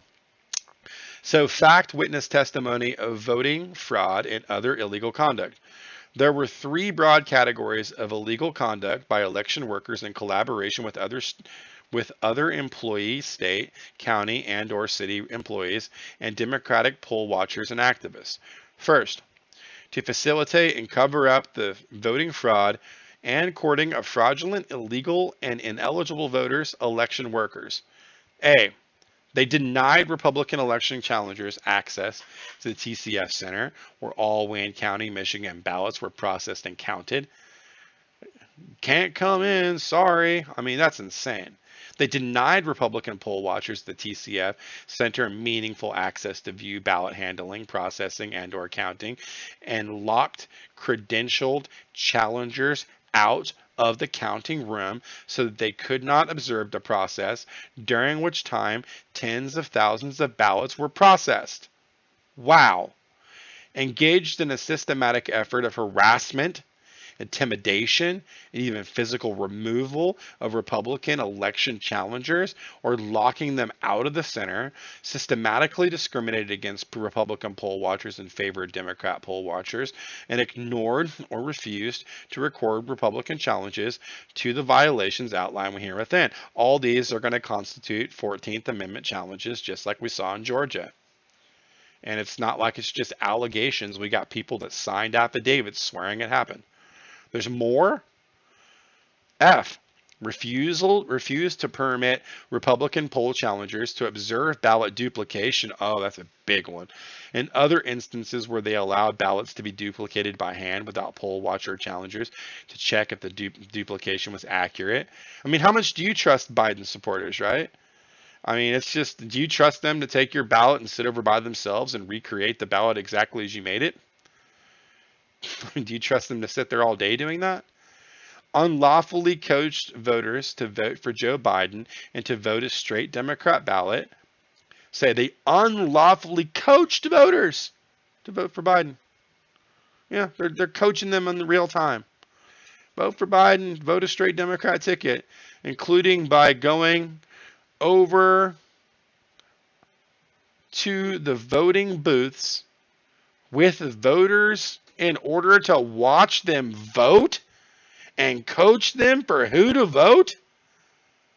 What? That's so insane. Like, we have a constitutional right to privacy, right? That was something we read in the last lawsuit. As a result of the above, Democrat election challengers outnumbered Republicans 2-1 or 3-1. Sometimes 2-1 at voting machines. They collaborated with Michigan State, Wayne County, and or City of Detroit employees, including police, in all the following unlawful and discriminatory behavior. I heard reports of that happening. Police acting like bouncers for the corrupt DNC that were trying to defraud this process, evicting Republicans from the scene. Second, election workers illegally forged, added, removed, or otherwise altered information on ballots. The qualified voter file, QVF, and other voting records, including fraudulently adding tens of thousands of new ballots and or votes to QVF in 2 separate batches, forging voter information and fraudulent adding new voters to the QVF voters in particular.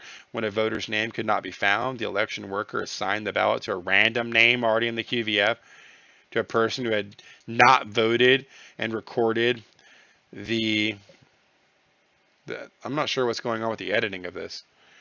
Recorded the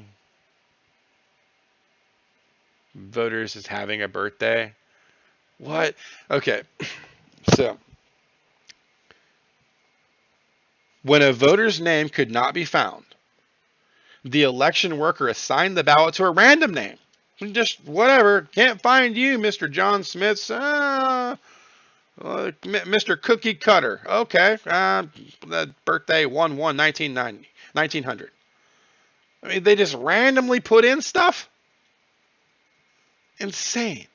Changing dates on absentee ballots received after 8 p.m. election day to indicate that such ballots were received before the deadline. And that's what that poor UPS worker, who was the whistleblower on this stuff happening, outlined with Project Veritas. And then the FBI showed up. You know, they've been kind of missing in a lot of places. They show up this time, and of course, it wasn't a real agent. It was an activist, right?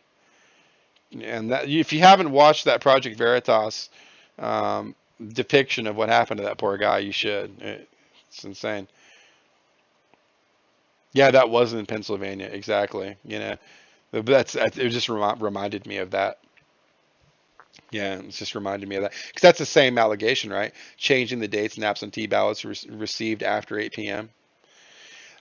Changing votes for Trump and other Republican candidates, and added votes to undervote ballots and removing votes for overvotes. And election workers committed several additional categories of violations in the Michigan election code to enable them to accept and count other illegal, ineligible, and duplicate ballots or reject Trump and Republican ballots. Man. So they're going to take illegal, ineligible, duplicate ballots for Biden, but reject the Trump ones. Permitting illegal double voting by persons who had voted by absentee ballot and in person. They allowed it. Counting counting ineligible ballots, and in many cases multiple times. Multiple times. Counting ballots without signatures or without attempting to match signatures, and ballots without postmarks pursuant to a direct instruction from defendants. Counting spoiled ballots. Systemic violations of ballot secrecy requirements. Unsecured ballots arrived at the TCF Center loading garage. What? Unsecured ballots arrived at the TCF Center loading garage, not in sealed ballot boxes, without any chain of custody, and without envelopes after the 8 p.m. election deadline, in particular, the tens of thousands of ballots that arrived on November 4th, 2020. How does that happen? Bring them in the back door. Accepting and counting ballots from deceased voters. It's a lot. Expert witness testimony regarding voter fraud.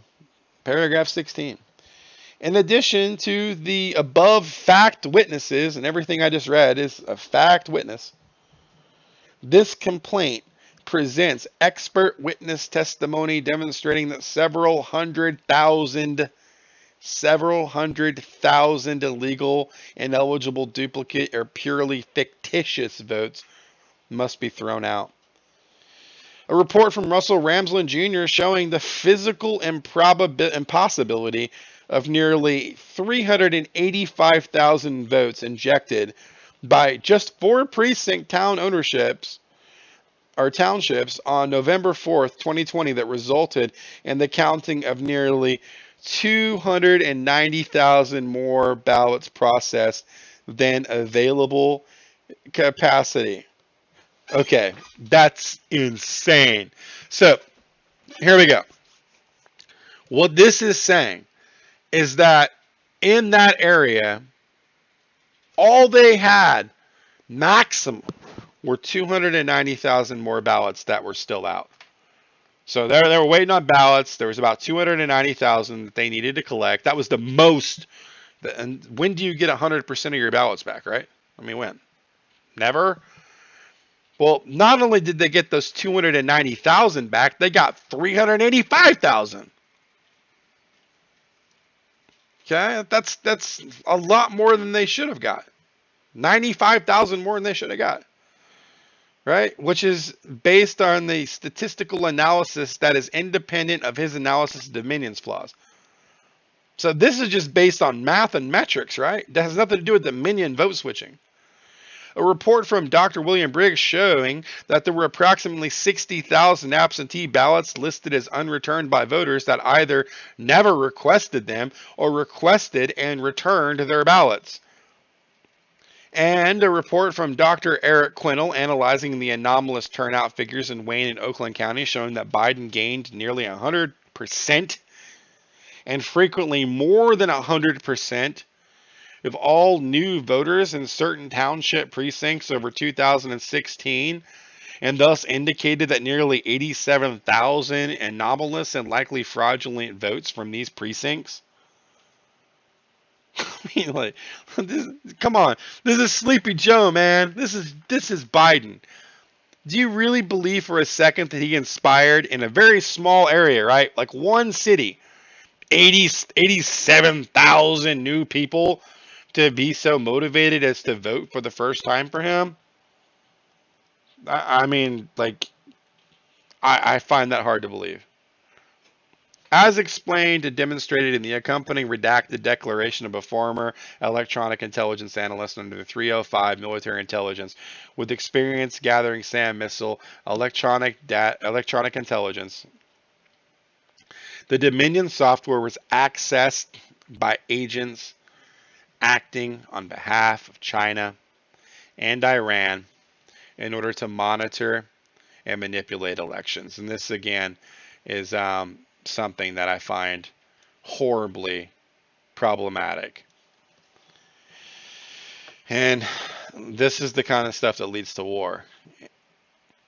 If they're literally attacking the election infrastructure that we have in this country to elect and choose our own leaders, and we've caught them doing that to benefit one party over another, that's horrible.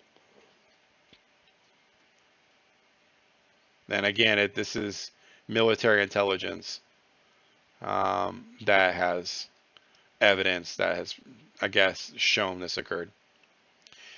And this, of course, included most recently in 2020. This declaration further includes a copy of the patent records for Dominion systems in which Eric Coomer is listed as the first of the inventors of Dominion voting systems. He's the guy that was bragging to Antifa that he had fixed the election so Trump would lose. And then we have another expert explains that U.S. intelligence services had developed tools to infiltrate foreign voting systems, including Dominion. He states that Dominion software is vulnerable to data manipulation by unauthorized means and permitted election data to be altered in all battleground states. He concluded that hundreds of thousands of votes that were cast for President Trump in 2020 election were transferred to former Vice President Joe Biden. So you guys have heard about the hammer and scorecard, right? That's what this is. Okay, so this expert explains that U.S. intelligence services had developed tools to infiltrate foreign voting systems, including Dominion, because Dominion was being used in Venezuela while it was being used in Venezuela 2004 through 2012. During that time frame, U.S. intel, and when you think of U.S. intel operating outside of the jurisdiction of the United States country, you think of CIA, right? The CIA, let's just say it, had created tools designed to interfere with foreign elections. Should they be doing that? Well, probably not. He states that Dominion software is vulnerable to this kind of data manipulation by unauthorized means and permitted election data to be altered in all battleground states. He also concludes that hundreds of thousands of votes that were cast for President Trump in the 2020 general election were transferred to former President Biden. So here you go. This I think they're being very careful with their diction and their vernacular. I think they're being very careful with what they say and how they say it. This is going before court. You don't want to go in there and be bellicose and make all kinds of claims that, are going to make you sound a little bit outlandish. You don't want to be very factual and very direct. Everything that's being stated is a fact. U.S. intelligence services have tools to do this. Hammer and scorecard, right? They have the tools to do this. The tools were used against Dominion servers, or were designed to be able to be used against Dominion servers. Now we're using Dominion servers, and the